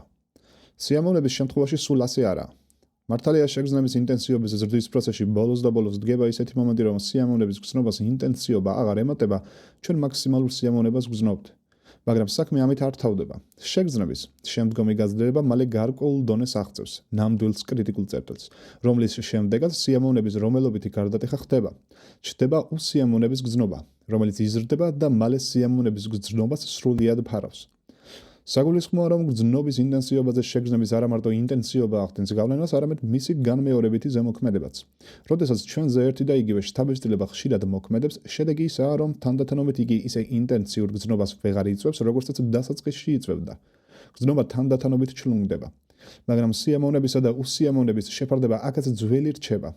სახელმწიფო სიამოვნების გრძნობიერება უფრო სწრაფად ქვეითდება ვიდრე უსიამოვნებისა. გარდა ამისა, მაშინ, როდესაც ასეთი განმეორების ეფექტად შესაძლოა სიამოვნება უსიამოვნებად გადაიზარდოს, ეს უკანასკნელი არათუ არასდროს სიამოვნებად არ იქცევა, არამედ არც საბოლოოდ ისპობა. პირიქით, იმის დამიხედვით, თუ რამდენად მავნებელია გამღიზიანებელი, შესაძლოა მისი განმეორებითი ზეგავლენის შედეგად უსიამოვნების დაქვეითება კი არა, მისი თვალსაჩინო გაძლიერება მივიღოთ. გრძნობის ინტენსივობის განვითარებას ერთი თავისებურება აქვს კიდევ, რომელსაც განსაკუთრებით შტერნმა მიუთითა. გრძნობას ორი მიმართულებით აქვს ზღურბლი. რას ნიშნავს ეს? შტერნს ასეთი მაგალითი მოჰყავს, ვთქვათ, სადმე მივდივართ და მთა უნდა გადავლახოთ. ჯერ კარგი გზაა, ჩვენ სრულიად თავისუფლად ვმოძრაობთ. ამიტომ შედარებით ინდიფერენტულ მდგომარეობაში ვიმყოფებით. არც სიამოვნებას განვიცდით საგანგებოდ და არც უსიამოვნებას. ყოველ შემთხვევაში უსიამოვნების გრძნობის ჯერჯერობით არაფერი გვაქვს. მაგრამ მალე გზა თანდათანობით რთულდება და რაც დრო გადის, მით უფრო ცუდი, მით უფრო ძნელი სავალი ხდება. ამის შედეგი ისაა, რომ ერთგვარი უსიამოვნების გრძნობა გვიჩნდება. ჯერ სუსტი, შემდეგ თანდათანობით სულ უფრო და უფრო ძლიერი, ისე რომ შესაძლოა ბოლოს იგი სასოწარკვეთილების დონემდე წავიდეს. ვაი თუ ვეღარ შევძლო ვერც წინ წასვლა და ვეღარც უკან დაბრუნება თქო. მაგრამ შერდები, ფიქრობ რა მიმართულებით უფრო მოსალოდნელია უკეთესი გზა, ან რა ზომებს უნდა მივმართო, რომ სვლა გავიადვილო. მოფიქრების შემდეგ შედარებით დაწყნარებული განვაგრძობ გზას. სასოწარკვეთილების გრძნობა იჩრდილება და მის ადგილს გარკვეული მტკიცე გადაწყვეტილება იკავებს. ამის შემდეგ უსიამოვნების გრძნობაც ნელდება. ამ მაგალითიდან ნათლად ჩანს, რომ როდესაც დაუბრკოლებრივ მოქმედობთ მიზანშეწონილად, გრძნობა არ ჩნდება. სიგნალის საჭირო არ არის, რადგანაც მოქმედება ძნელდება, ეს გარემოება სიგნალის საჭიროებას იწვევს და გრძნობა პირველად ეხლა ჩნდება. ვღებულობთ გრძნობის პირველ ზღურბლს, რომელსაც თან სდევს ცნობიერების ან მოქმედების გაცხოველება. შემდეგში ჩვენ მოქმედების პროგრესული გაძნელების შემთხვევაში ცნობიერებაში სწორედ ეს გრძნობა იქცევა მთავარ შინაარსად სასოწარკვეთილება.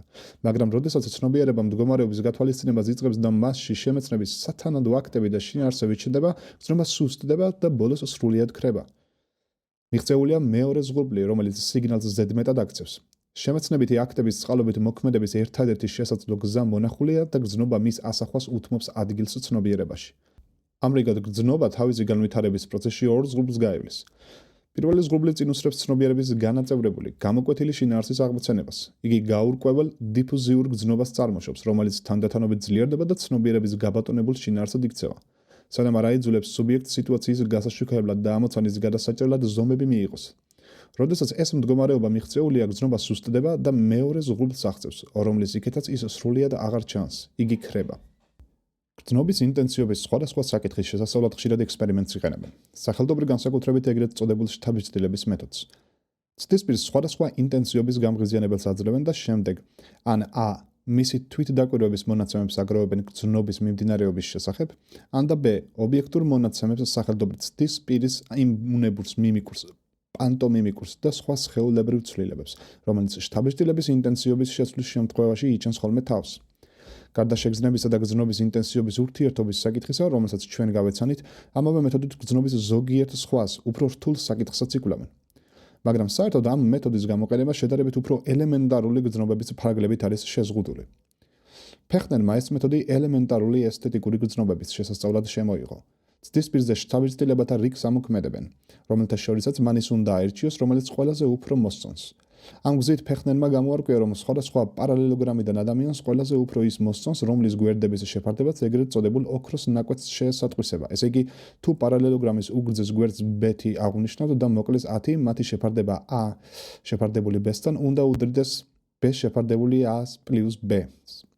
ამავე მეთოდით სხვათა შორის შესწავლილია მარტივი ფიგურების სიდიდის ესთეტიკური ღირებულებაც და გამოირკვა, რომ ბავშვს ყოველ შემთხვევაში პატარა და დიდი უფრო მოსწონს, ვიდრე საშუალო ზომის ფიგურა. მეორე. ექსტენსიობა. ყოველი გრძნობა ერთნაირად ფართოდროდი ვრცელდება ცნობიერებაში. არის გრძნობები, რომლებიც მთელ ცნობიერებას ეუფლებიან და ყველაფერს თავის იერს აძლევენ, მაგრამ არსებობს ისეთი გრძნობებიც, რომლებიც ცნობიერების ერთი სრულიად გარკვეული შინაარსით არიან განსაზღვრული. მარტო მას ეხებიან და დანარჩენებზე არავითარ გავლენას არ ახდენენ. გრძნობის ექსტენსიობა ცნობიერებაში მის მეტნაკლებ გავრცელებულობას, განფრინლობას ეწოდება. იგი ცნობიერების იმ შინაარსის რაოდენობით განიზომება, რომელიც მის გავლენას ემორჩილება. რომ გრძნობის ინტენსიობა და ექსტენსიობა სხვადასხვაა, ეს იქიდანაც ჩანს, რომ ისინი არათუ არ ემთხვევიან ერთმანეთს, არამედ ხშირად უკუპროპორციულ მიმართებაშიც კი იმყოფებიან ურთიერთთან. შთაბეჭდილება ისეთია, თითქოს ინტენსივობით გაძლიერება გრძნობის გავრცელებულობის არეს ფარგლავდეს და ხელს უწყობდეს მის გარკვეულ კონცენტრაციას. არის შემთხვევები, რომ რამე გეწყინება, სრულიად გარკვეული კერძო მოვლენა უსიამოვნების გრძნობას აგიძრავს და ამის შემდეგ მთელი დღე ცუდგუნებაზე ხარ. რამ გაწყენია, შეიძლება აღარც კი გახსოვდეს. მიუხედავად ამისა, ყველაფერი ჩრდილში გვეჩვენება, თითქმის ყველაფერი მხოლოდ თავისი ცუდი მხარეებით გვეცემა თვალში. როგორც ხედავთ, ერთი კერძო შემთხვევის ზეგავლენით გამოწვეული გრძნობა თავისი საბაბის ფარგლებით არ კმაყოფილდება და თითქოს მთელი ცნობიერების არეზე ვრცელდება. ასეთ შემთხვევაში გუნების შესახებ ვლაპარაკობ. გუნება გრძნობის ექსტენსიობის განსაკუთრებით თვალსაჩინო გამოვლენას წარმოადგენს. მაგრამ შეცდომა იქნებოდა გვეფიქრა, რომ ექსტენსიური გრძნობა, თუნდ ისეთი ექსტენსიურიც, როგორიცაა გუნება, ცნობიერების ყოველ შინაარსს ერთნაირად ადვილად ეუფლებოდეს, ყველაფერს ერთნაირად იოლად ვრცელდებოდეს. არა, არის განცდები იმდენად გარკვეული და ჩამოყალიბებული ღირებულებების, იმდენად გამოკვეთილი მნიშვნელობის, რომ მიუხედავად კარგი თუ ცუდი გუნების, მათი ემოციური ტონი ყოველთვის უცვლელით რჩება. მძიმე უბედური შემთხვევა მაგალითად არასდროს სიამოვნებას არ იწვევს, რაგით კარგ გუნებაზეც არ უნდა იყო. პირიქით, შესაძლოა მისმა ნახვამ ძირიან ფესვიანად შეგიცვალოს გუნება. გრძნობა ჩვეულებრივ ცნობიერების ისეთ შინაარსებზე გადადის, რომელთაც მაინც და მაინც გამოკვეთილი ემოციური ღირებულება არ აქვთ და ამიტომ შესაძლოა პირობების და მიხედვით სიამოვნებასაც აღზრდავდნენ და უსიამოვნებასაც. მესამე, სიღრმე. გრძნობას მესამე ნიშანიც აქვს, ეგრეთ წოდებული სიღრმე, რომელსაც განსაკუთრებული ყურადღება ფსიქოანალიზის სკოლამ მიაქცია, ფრეიდმა და სხვა. წინააღმდეგ ექსტენსიობისა, იგი იმას კი არ ეხება, თუ რაოდენ ფართოდ ვრცელდება ამა თუ იმ გრძნობის გავლენა ცნობიერების არეში, არამედ იმას, თუ პიროვნების რამდენად ღრმად მდებარე ფენებს ეხება. მაგალითად, კბილის ტკივილით გამოწვეული უსიამოვნების გრძნობა შეიძლება ძლიერ მწვავეც იყოს, მაგრამ უდავოა, რომ მისი სიღრმე უმნიშვნელოა. იგი თითქოს თვითონ პიროვნებას კი არა, მის ნაწილებს ეხებოდეს. გაივლის ეს ტკივილი და პიროვნება სრულიად იგივე რჩება, არაც იყო. მაგრამ არსებობს ისეთი ტკივილიც, რომ იგი თვითონ პიროვნების არსს, პიროვნების გულს წვდება და მასში საფუძვლიან მღელვარებას იწვევს. ამ შემთხვევაში შთაბეჭდილება ისეთია, თითქოს ცვლილება პიროვნების სიღრმეში ხდებოდეს და გრძნობა ამის გამოხატულებას წარმოადგენდეს.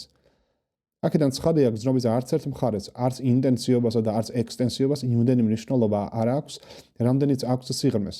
ამიტომ ადამიანის დასახასიათებლად დიდი მნიშვნელობა აქვს იმის გათვალისწინებას, თუ სინამდვილის რა სფეროები უფრო ღრმა გრძნობებს იწვევენ მასში. მეოთხე, გრძნობის ხანიერობა.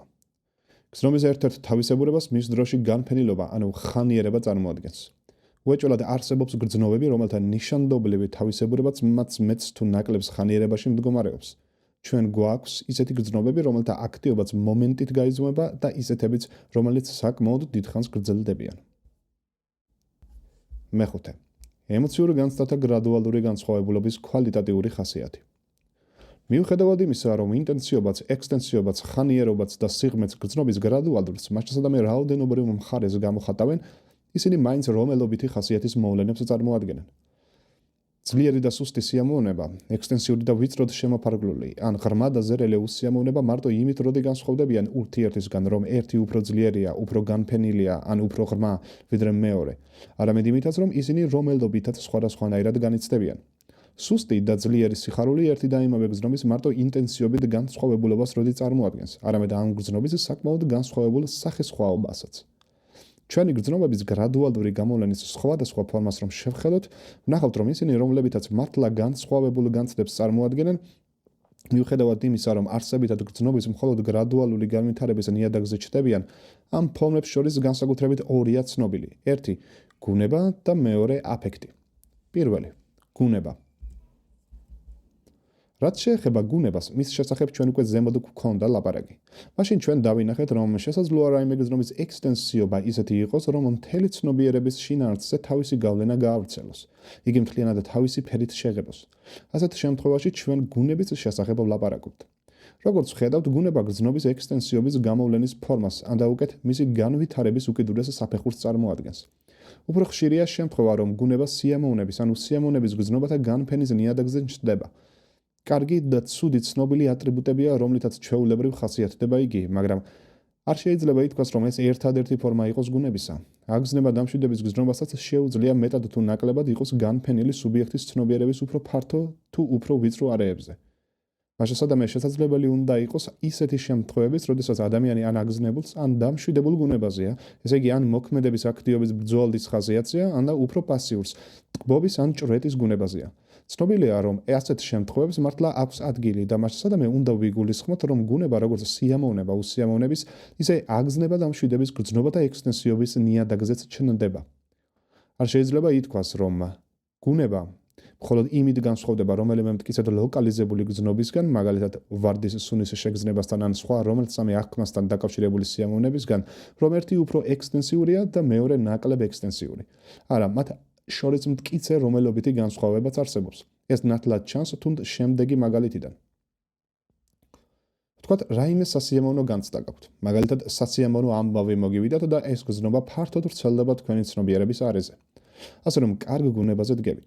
თუ შეიძლება ითქვას, რომ ამ ამბის გაგებასთან დაკავშირებული სიამოვნება, როდესაც მას ცალკე გზნობთ და კარგი გუნება, რომელზეც შეიძლება ამავე გზნობამ დაგაყენოთ, რომელობით ერთი და იგივე გზნობაა? რასაკვირველია არა. უკვე მარტო იმის გამო, რომ გუნების შემთხვევაში ეს სიამოვნების გზნობა სხვა ფსიქიკურ შინაარსებზე ვრცელდება, საკმაოდ საბუთს იძლევა იმისას, რომ იგი რომელობით განსხვავებულ განცდად ვცნოთ.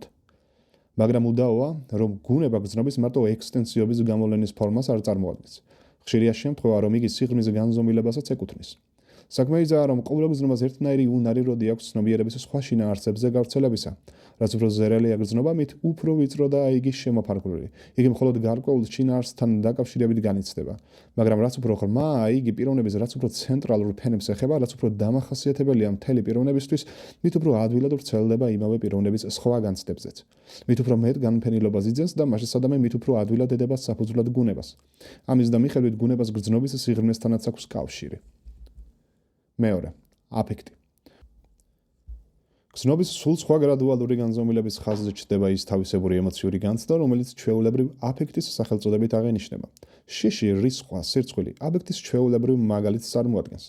მისთვის პირველ რიგში ინტენსიობაა დამახასიათებელი. მართალია აფექტის თავისებურება მარტო ამ ნიშნით არ ამოიწურება, მაგრამ დანარჩენი გზნობებისგან იგი განსაკუთრებით მაინც ინტენსიობით გაირჩევა. აფექტი ჩვეულებრივ ერთბაშად იწყება, რაიმე ძლიერი შთაბეჭდილება ინტენსიურ ემოციურ რეაქციას იწვევს, რომელიც თავისი ინტენსიობის გამო მთელ ცნობიერებას იპყრობს და ამასთან ერთად გამოკვეთილი სხეულებრივ ცვლილებებსაც გვაძლევს.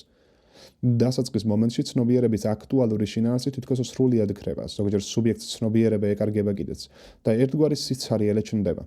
ამ დასაწყის შეფერხებას მალე წარმოდგენათა გაცხოველებული მიმდინარეობა მოსდევს. ოღონდ აღსანიშნავია, რომ ეს წარმოდგენები აფექტის შესაბამისი წარმოდგენებია, რაც მას არ ეხება ცნობიერებიდან სრულად იდევნება. ასე რომ სანამ აფექტი ძალაშია, მთელი ცნობიერების შინაარსი მისგან განგულებაში იმყოფება, მას ეკუთვნის. ამ მხრივ თითქოს მასსა და გუნებას შორის განსხვავება არ არის. ისიც და ესეც ცნობიერების მთელ შინაარსზეა გავრცელებული, მაგრამ განსხვავება მაინც არსებითია. გუნების შემთხვევაში გარკვეული გზნობა ცნობიერების ახალს უცხო შინაარსებზე ვრცელდება. აფექტის შემთხვევაში მდგომარეობა სულ სხვაგვარია. აქ გრძნობა არათუ სხვა შინაარსებზე არ გადადის, არამედ მათ ცნობიერებაში აღმოჩენების შესაძლებლობასაც ართმევს. იგი სრულიად რიცხვავს ცნობიერებიდან ყველაფერს, რასაც მასთან არ აქვს კავშირი. იგი სულ სხვა აზრით ეუფლება ცნობიერებას, ვიდრე ეს გუნების შესახებ ითქმის. აფექტი სხვა მხრივაც განსხვავდება გუნებისგან. მაშინ, როდესაც ეს უკანასკნელი თითქმის წმინდა ფორმალური გრძნობა, ესე იგი, ჩვეულებრივ არაა გარკვეულ შინაარსთან დაკავშირებული და საკმაოდ დიფუზიურია, აფექტს მკვეთრი გარკვეულობა ახასიათებს. იგი ყოველთვის ერთს რომელიმე ობიექტურ ვითარებას გულისხმობს. იგი განუყრელადაა თავისი მიზეზის წარმოდგენასთან დაკავშირებული და ამიტომაა, რომ აფექტის დროს სხვა შინაარსის აღმოცენება ცნობიერებაში გამორიცხულია. ეს განსხვავება აფექტსა და გუნებას შორის იმდენად სპეციფიკურია, რომ ზოგი ფსიქოლოგი გუნებას უობიექტო აფექტსაც კი უწოდებს. აფექტი გრძნობის არამარტო ინტენსივობის გამოვლენის ფორმას წარმოადგენს, იგი ამავე დროს ხანივრობის განზომილებასაც ეკუთვნის. აფექტი ხანმოკლე გრძნობაა. იგი ერთბაშად ჩნდება და შედარებით მალე ქრება. მისთვის აფეთქებაა დამახასიათებელი, მაშინ როდესაც გუნება გაცილებით უფრო ხანგრძლივი ემოციური მდგომარეობაა. ეს გარემოება სხვათა შორის იმაშიც იჩენს თავს, რომ აფექტი ჩაქრობის შემდეგაც განაგრძობს შესატყვისი გუნების სახით ერთხანს არსებობას. თანახმად ძველი ტრადიციული კლასიფიკაციისა აფექტები ორ ჯგუფად შეიძლება გაიყოს. A. სთენიკური, სიძლიერის აფექტები და B. ასთენიკური, სისუსტის აფექტები. როდესაც ერთბაშად წამოჭრილი ინტენსიური გრძნობა გონების შუამავლობის გარეშე პირდაპირ გაცხოველებულ მოძრაობასა და მოუფიქრებელ ქცევას და იმავე დროს წარმოადგენათა სწრაფ მიმდინარეობას იწვევს, ჩვენ სთენიკურ აფექტთან გვაქვს საქმე. რაც შეეხება ასთენიკურ აფექტს, იგი პირიქით სრულიად საწინააღმდეგო სურათს იძლევა. იგი მოქმედებისა და წარმოდგენათა მიმდინარეობის ერთბაშ შეფერხებაში იჩენს თავს და ზოგჯერ გონივრული აზროვნების უნარის სრულ აღკვეთაშიც. სთენიკურისა და ასთენიკური აფექტების ეს განსხვავებულობა თანმხლებ ფიზიოლოგიური პროცესებშიც პოულობს თავის გამოხატულებას. სთენიკური აფექტის განცდის დროს სისხლის მილები ფართოვდება, სუნთქვა და მაჯისცემა ძლიერდება და კუნთური ენერგია იზრდება, ხოლო ასთენიკურის დროს სრულიად საწინააღმდეგო სურათი ჩნდება. ემოციური განცდა და სხეული. პირველი, გრძნობა და გამომხატველი მოძრაობა. ემოციური განცდების ერთ-ერთ განსაკუთრებით დამახასიათებელ თავისებურებას ის გარემოებაც შეადგენს, რომ მათსავით მჭიდრო კავშირი სხეულთან თითქმის არც ერთ სხვა ფსიქიკურ განცდას არ აქვს. ეს კავშირი იმდენად ინტიმურია, რომ საკმარისია რაიმე მეტად თუ ნაკლებად ინტენსიური ემოციური განცდა გაჩნდეს, რომ იმ წამსვე სხეულში საკმაოდ თვალსაჩინო ცვლილებებმა იჩინონ თავი. იმდენად თვალსაჩინომ და იმავე დროს სპეციფიკურმა ცვლილებებმა, რომ მათი მიხედვით ყველასათვის ნათელი ხდება თუ როგორია მათთან დაკავშირებული ემოციური განცდა. სანიმუშოდ დავასახელოთ თუნდაც შიშის ემოცია. იგი ეგონენ თავისებურ სხეულებრივ ცვლილებებთანაა დაკავშირებული, რომ შეშინებული ადამიანის ცნობა არავის გაუჭირდება. მაგრამ არ შეიძლება ითქვას, რომ ყოველს ემოციური განცდას თანაბრად ინტენსიური სხეულებრივი ცვლილებები ახასიათებდნენ. გრძნობა და ემოცია ამ მხრივას თვალსაჩინოდ განსხვავდებიან ურთიერთისგან. მაშინ, როდესაც გრძნობა ნაკლებ აშკარაა სხეულებრივ ცვლილებებთანაა დაკავშირებული, ემოციას ყოველთვის თან ახლავს მკვეთრი სხეულებრივი ცვლილებები. როგორია ეს ცვლილებები? ზოგი მათგანი იმდენად თვალსაჩინოა, რომ შეუიარაღებელი თვალითაც ადვილად შეამჩნევთ. ზოგის დასაჭერად კი საგანგებოდ ამ მიზნისთვის აგებული მეტად თუ ნაკლებად გრძნობიერი აპარატია საჭირო. ეს ცვლილებები ეხება მაჯისცემას, სუნთქვას, სისხლის განაწილებას სხეულში, რის გამოც სხეულის სხვადასხვა ნაწილის მოცულობა იმატებს ან იკლებს, კუნთების ენერგიას, სახის გამომეტყველებას, მიმიკას, მთელი სხეულის პოზას და ჟესტებს, პანტომიმიკას. ყველა ამ სხეულებრივ ცვლილებას ფსიქოლოგიაში სრულიად სამართლიანად გამომხატველ მოძრაობებს უწოდებენ. ისინი ჩვენი ემოციური განცდების ობიექტურ განსახიერებას წარმოადგენენ. თვითდაკვირვების ნიადაგზე აგებული ფსიქოლოგია მათში ემოციური განცდების სხეულებრივ სიმპტომებს სჭვრეტს. რა დამოკიდებულება არსებობს ემოციური განცდა და გამომხატველ მოძრაობათა შორის? აქვს თუ არა თითოეულ რომელობით განსხვავებულს ელემენტარულ გრძნობას თავისი სპეციფიკური სხეულებრივი გამოხატულება? ეს საკითხი ერთ-ერთი იმ საკითხთაგანია, რომელთაც კლასიკური ფსიქოლოგია განსაკუთრებით გულისხმობით იკვლევდა. მაგრამ აღმოჩნდა, რომ ელემენტარულ გრძნობათა და გამომხატველ მოძრაობათა შორის ერთმნიშვნელოვანი კავშირის დაწესება სრულიად შეუძლებელია. მართალია ამა თუ იმ მარტივი გრძნობის განცდა ადამიანის მაჯისცემას ცვლის, სუნთქვაზე გავლენას ახდენს თითქოს სხეულის სხვადასხვა ნაწილის მოცულობაში ერთგვარ ცვლილებებს იწვევს, მაგრამ რა გრძნობა სახელდობრ რა ცვლილებებთანაა დაკავშირებული, ამისი გამორკვევა შეუძლებელი აღმოჩნდა. უნდა ვიფიქროთ მარტო იმიტომ კი არა, რომ ტექნიკურადაა ეს ძნელი განსახორციელებელი, არამედ იმიტომაც, რომ არსებითა და შემცთარი უნდა იყოს ის აზრი, რომლის მიხედვითაც ცალკე ელემენტარული გრძნობები უნდა არსებობდნენ, რომელთაც ასევე გამოცალკევებული განსაკუთრებული სხეულებრივი სიმპტომები უნდა შეესატყვისებოდნენ.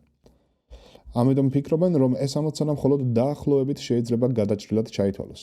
პირველი, სიამოვნება ფერის ან ხმის შეგრძნებებთან დაკავშირებული მაჯისცემას ანელებს. ხოლო უსიამოვნება და გემოს შეგრძნებასთან დაკავშირებული სიამოვნება აჩქარებს. მეორე, სიამოვნება მაჯის ცემას ამაღლებს, უსიამოვნება ადაბლებს. მესამე, სუნთქვა ნელია და ღრმა სიამოვნების დროს. სწრაფია და ზერელე უსიამოვნების დროს, მაგრამ აქ ძალიან დიდი გავლენა აქვს ინდივიდუალობას. მეოთხე, ხელის მოცულობა მატულობს სიამოვნების დროს, იკლებს უსიამოვნების დროს, ტვინის კი პირიქით.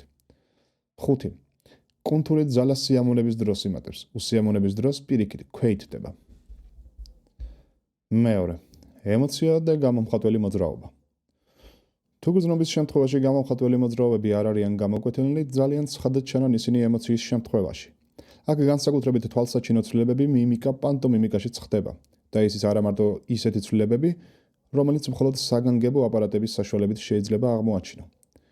მიუხედავად ამისა, ექსპერიმენტალურ პირობებში ემოციის შესწავლა ვერ ხერხდება, იმიტომ რომ ჩვენს ნებაზე ემოციის გამოწვევა და სათანადოდ შეცვლა ძალიან ძნელია. ამიტომ ემოციის გამომხატველ მოძრაობათა შესახებ ჩვეულებრივ დაკვირვების მასალა უფრო მოიპოვება, ვიდრე ექსპერიმენტული მასალა. და ამ მასალიდან ნათლად ჩანს, რომ გამომხატველ მოძრაობებს უთუოდ არსებითი მნიშვნელობა უნდა ჰქონდეს ემოციისთვის. ჯერ კიდევ დარვინი აღნიშნავდა, ემოციის ბუნების შესასწავლად გამომხატველ მოძრაობათა თავისებურების გათვალისწინებას გადამწყვეტი მნიშვნელობა აქვსო. ეს მოძრაობები მისი აზრით წინანდელი მიზანშეწონილი მოძრაობების რუდიმენტებს წარმოადგენენ. მაგალითად, განრისხებული ადამიანის მუშტი, კბილების ღრჭენა და სხვა იმ დროის ქცევის ნიშანი უნდა იყოს, როდესაც ადამიანი მართლა მუშტითა და კბილებით იბრძოდა. მაშინდამე დარვინის აზრით, ემოცია განუყრელ კავშირში უნდა იმყოფებოდეს ინსტინქტთან, როგორც ზემოდაც იყო აღნიშნული. ამ აზრს თავისებურ ფორმებში განსაკუთრებით მაკ დაუგოლი ავითარებს. მაგრამ ემოციისთვის გამომხატველ მოძრაობათა დიდი მნიშვნელობის იდეას არა მარტო დარვინი და მაკ დაუგოლი იზიარებენ, კიდევ უფრო მეტ როლს აკუთვნებს მათ ჯემსი, რომლის ცნობილი თეორიაც ემოციის ბუნების შესახებ მთლიანად გამომხატველ მოძრაობათა როლის არსებითობის იდეას ემყარება. მესამე, ჯემს ლანგეს თეორია. ჯემსი არაჩვეულებრივ ზედმიწევნობით თვითდაკვირვებისა და ამ უკანასკნელის მონაცემების იშვიათად ზუსტი აღწერის უნარით იყო დაჯილდოვებული. ჩვენი ემოციური განცდების დაკვირვებისას იგი ერთ მნიშვნელოვან გარემოებას წააწყდა, საიდანაც მან თავისი დროის ფსიქოლოგიური აზროვნებისთვის დამახასიათებელი, მაგრამ ჩვეულებრივი საუკუნეებით განმტკიცებული ფსიქოლოგიური შეხედულებისთვის სრულიად გაუგებარი და გასაოცარი დასკვნები გამოიტანა. ჯემსმა ყურადღება მიაქცია, რომ რომელიმე ემოციის აღწერა რომ სცადო, მაგალითად შიშის ემოციის აღწერა და ის პროცესები, რომელთაც ამ ემოციის განცდის დროს სხეულში აქვთ ადგილი, სრულიად მხედველობაში არ მიიღო, გულისცემა, ფერმკრთალობა, კუნთების სისტემის სპეციფიკური ცვლილებები და სხვა თავისებური პროცესები, რომელიც ჩვეულებრივ შიშის განცდას ახლავს ხოლმე თან, აღწერიდან გამორიცხო, დაინახავ, რომ აღსაწერი ხელში აღარაფერი შეგრჩება. შიში იმ პროცესების სახითაა ცნობიერებაში წარმოდგენილი, რომელთაც შეშინებული სუბიექტის ორგანიზმში აქვთ ადგილი. თვითონ შიშისას, როგორც განსხვავებული სპეციფიკური ემოციური განცდისაც, ცნობიერებაში ვერაფერს დაადასტურებ. ის, რასაც ჩვენ შიშს ვუწოდებთ, დაახლოებით ასე ჩნდება. სუბიექტი რასმეს საშიშს აღიქვამს, მაგალითად, საშიშო მხედს პირისპირ ხვდება. ეს აღქმა რეფლექტორული გზით იმწამს, იმ ცვლილებებს იწვევს ორგანიზმში, რომელიც შიშის გამოსახულებად არის ცნობილი.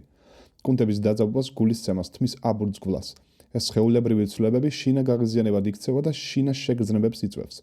მაგრამ ეს უკანასკნელი ურთიერთისგან გამოყოფილი შეგრძნებათა სახით კი არა, ერთად კომპლექსურად განიცდება და აი ეს განცდა, რასაც შიში ეწოდება. შიში მასშტაბად შინა შეგრძნებათა კომპლექსია. იმ შინა შეგრძნებათა, რომელიც სხეულებრივი ცვლილებებიდან მომდინარე გაღიზიანების ნიადაგზე არიან აღმოცენებულნი. ეს გაღიზიანებები რომ არ ყოფილიყვნენ, მაშინ არც შესატყვისი შინა შეგრძნებები გამოჩნდებოდნენ და მასშტაბად არც მათი კომპლექსი, ანუ შიში წარმოიშობოდა. მას შიში იმიტომ გაჩნდა, რომ სუბიექტს გულმაცემა დაუწყო, თმა აებურძგლა, გასაქცევად მოემზადა. ის, რაც შიშის შესახებ ითქვა, ჯემსის მიხედვით ყველა დანარჩენი ემოციის შესახებაც შეიძლება ვიგულისხმოთ და მაშინ გასაგები გახდება თუ რას ნიშნავს, როდესაც ჯემსი თავის თეორიას ასეთ პარადოქსულ გამოთქმაში გვაწვდის. მე იმიტომ კი არ ვტირი, რომ მწუხარებას განვიცდი, არამედ იმიტომ განვიცდი მწუხარებას, რომ ვტირი. ამრიგად ემოცია ჯემსის აზრით სხეულებრივი პროცესების ცნობიერებაში მოცემულ ანარეკლს წარმოადგენს. იგი შინას შეგრძნებების კომპლექსია და მეტი არაფერი. პრინციპულად ასევე მსჯელობს ლანგეც. ისიც დარწმუნებულია, რომ ემოციების საფუძველს წმინდა პერიფერიული სომატური პროცესები წარმოადგენენ, რომ ემოციები არსებითა და ამ პროცესების ფსიქიკურ ანარეკლად უნდა ვიგულისხმოთ.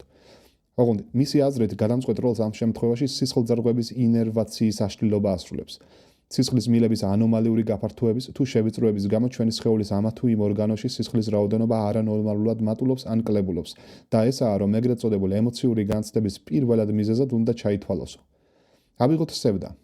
მოსპეთ კუნთების დაღლილობა და მოდუნებულობა და სისხლმა ჭარბად მორწყოს კანი და ტვინი და თქვენ ნახავთ რომ ორგანოებში სიმსუბუქეს იგრძნობთ და სევდისგან აღარაფერი შეგრჩება თუ ამბობს ლანგე. ამრიგად როგორც ჯეიმსის ის ლანგეზე შეხედულებით ემოცია წმინდა პერიფერიული სხეულებრივი პროცესების ნიადაგზე აიგება. იგი არსებითად შეგრძნებების განსაზღვრულ კომპლექსს წარმოადგენს და მასშტაბი არავითარი საჭიროება არ არსებობს შემეცნებითი ფსიქიკური პროცესების გვერდით მათგან პრინციპულად განსხვავებული ემოციური პროცესების არსებობაც ვიგულისხმოთ. ჯეიმსის თეორიის სასარგებლოდ შემდეგ მოსაზრებას ასახელებენ. პირველი, შიდა ორგანოების უგრძნობლობის ეგრეთ წოდებული ვისცერალური ანესთეზიის შემთხვევაში ადამიანი ემოციურად სრულიად ინდიფერენტული ხდება. გარდა ამისა, ჩვეულებრივი გამოცდილებიდანაც ცნობილია, რომ ემოციური განცდების სხეულებრივ გამოხატულებათა შეფერხება თვითონ ემოციაზეც ახდენს გავლენას.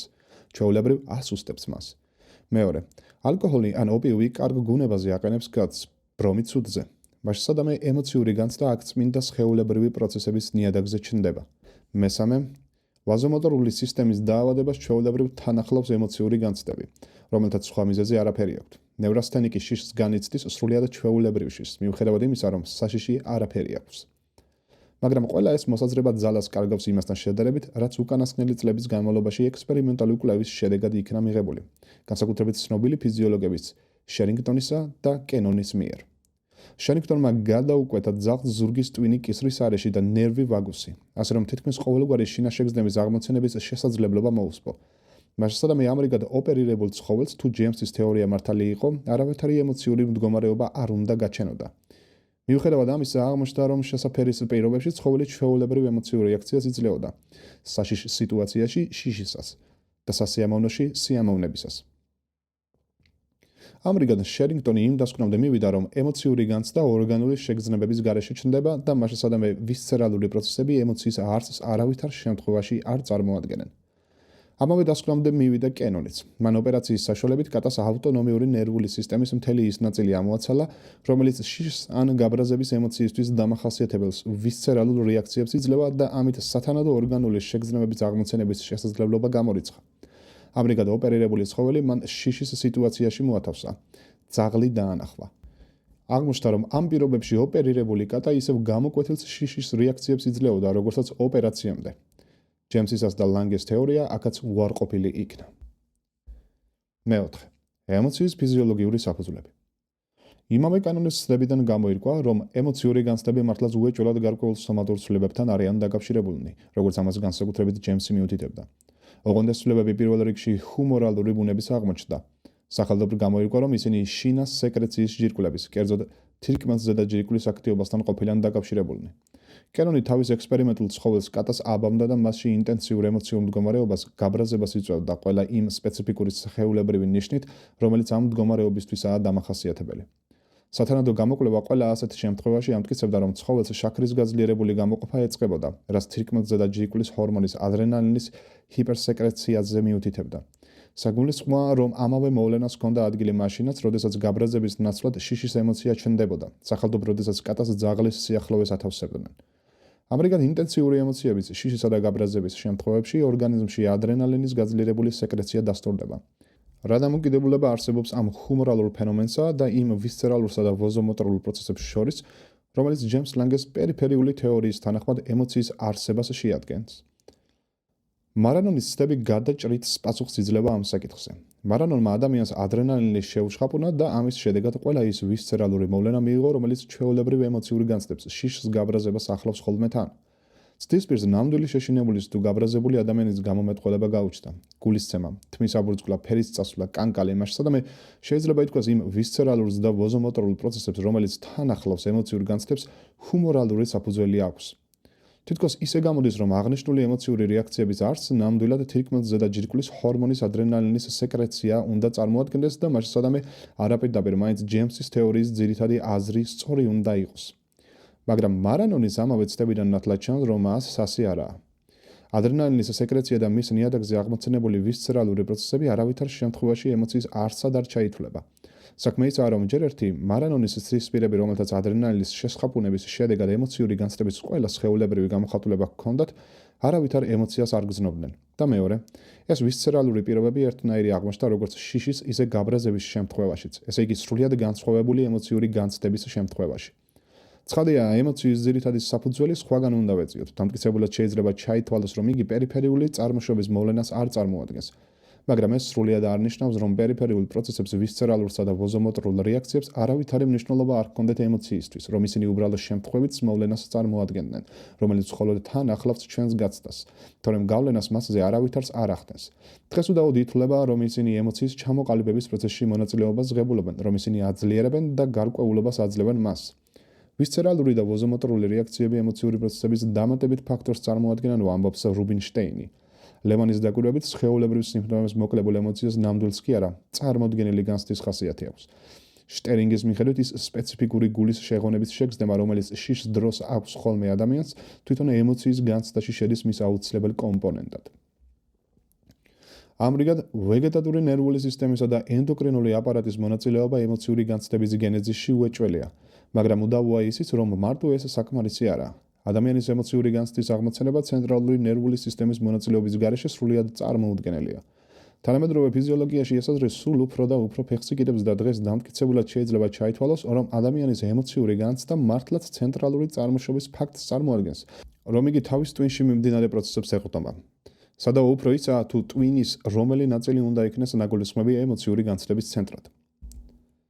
კვლევართა უმრავლესობის აზრით, განსაკუთრებულ როლს ამ შემთხვევაში მხედველობის ბორცვი უნდა ასრულებდეს. ძალიან დემონსტრაციულია ამ მხრივ ჰედის შემდეგი შემთხვევა. ერთმის ავადმყოფს სრულად არ შეეძლო სიმღერის მოსმენა, როდესაც იგი მარჯვენა მხრიდან ისმოდა. სამაგიეროდ სრულად გულგრილად ეპყრობოდა ამავე სიმღერას, თუ ის მარცხენა მხრიდან მოისმოდა. პაციენტს მხედველობის ბორცვის სამმხრივი დაზიანება აღმოაჩნდა და ეს უნდა ყოფილიყო მიზეზი, რომ იგი ერთსა და იმავე სიმღერას ემოციურად სხვადასხვანაირად განიცდიდა.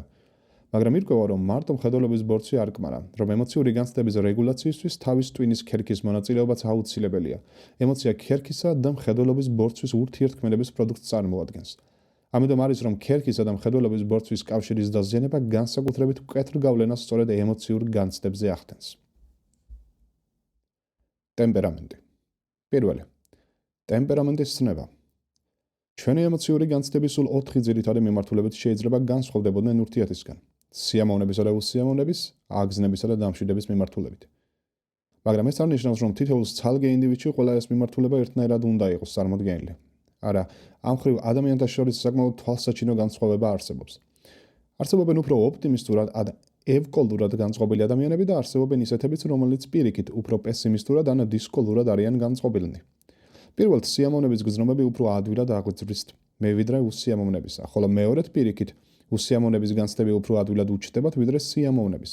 მას შესაბამისად, პირველ შემთხვევაში სიამოვნების დისპოზიციის შესახებ შეიძლება ლაპარაკი, მეორე შემთხვევაში უსიამოვნების დისპოზიციის შესახებ.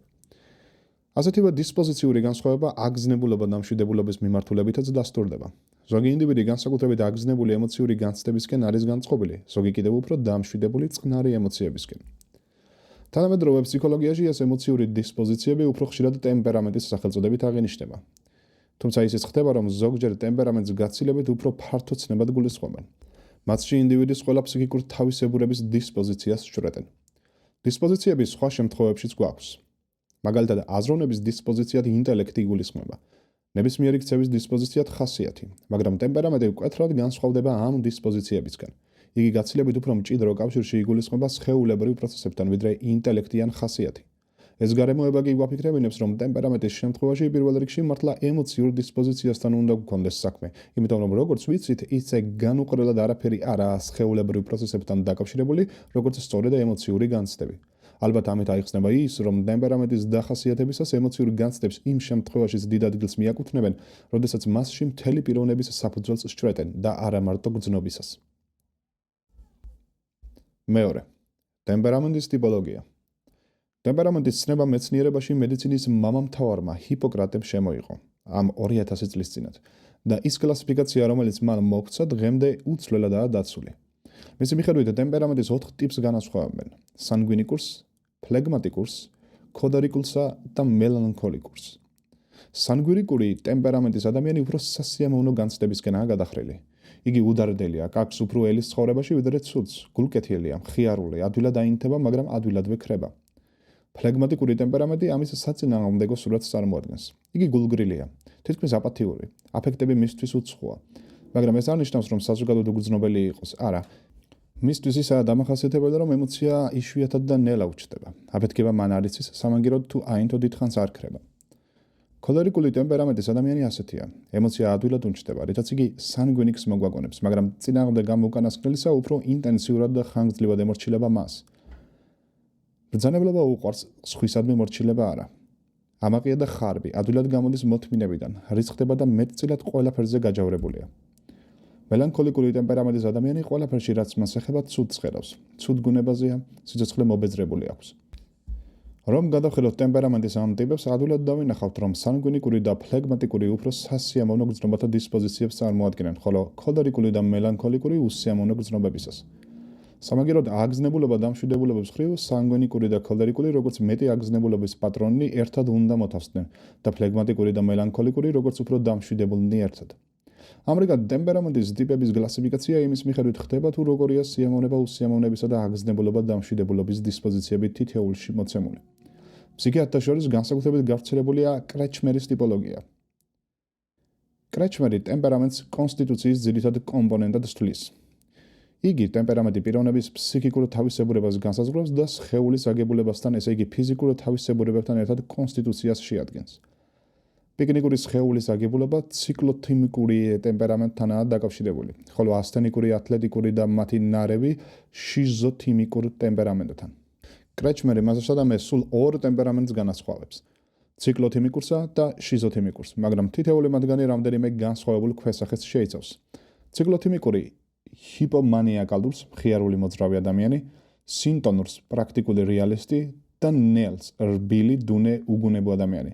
ამათთვის ყველასთვის სინტონობის, ბლეილერის ტერმინოლოგიით, ანუ ექსტრავერტულობის, იუნგის ტერმინოლოგიით თავისებურობაა დამახასიათებელი.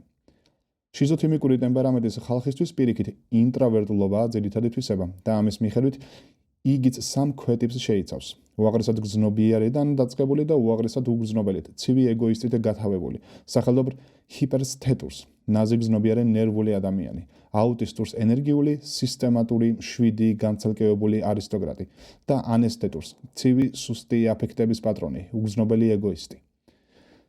ტემპერამენტისა და სხეულის აღნაგობის, ანუ ფიზიკური კონსტიტუციის შესატყვისობის კრეჩმერის მიხედვით ენდოკრინული ფაქტორი უდევს საფუძვლად. ნერვულ სისტემას იგი ნაკლებ ყურადღებას აქცევს. სამაგიეროდ პავლოვისთვის ტემპერამენტი სწორედ ნერვული სისტემის ტიპს წარმოადგენს. მისი მიხედვით ტემპერამენტის ტიპოლოგია ნერვული სისტემის ტიპოლოგიას ემთხვევა. ტემპერამენტი ამბობს პავლოვი, თითოეული ცალკე ადამიანის ყველაზე უფრო ზოგადი დახასიათებაა. მისი ნერვული სისტემის ყველაზე უფრო ძირითადი დახასიათებაა. ნერვული სისტემა კი თანახმად პავლოვის გამოკვლევისა სხვადასხვაგვარია. იმის მიხედვით თუ როგორ მიმდინარეობს მასში ძირითადი ნერვული პროცესები, აგზნება და შეკავება.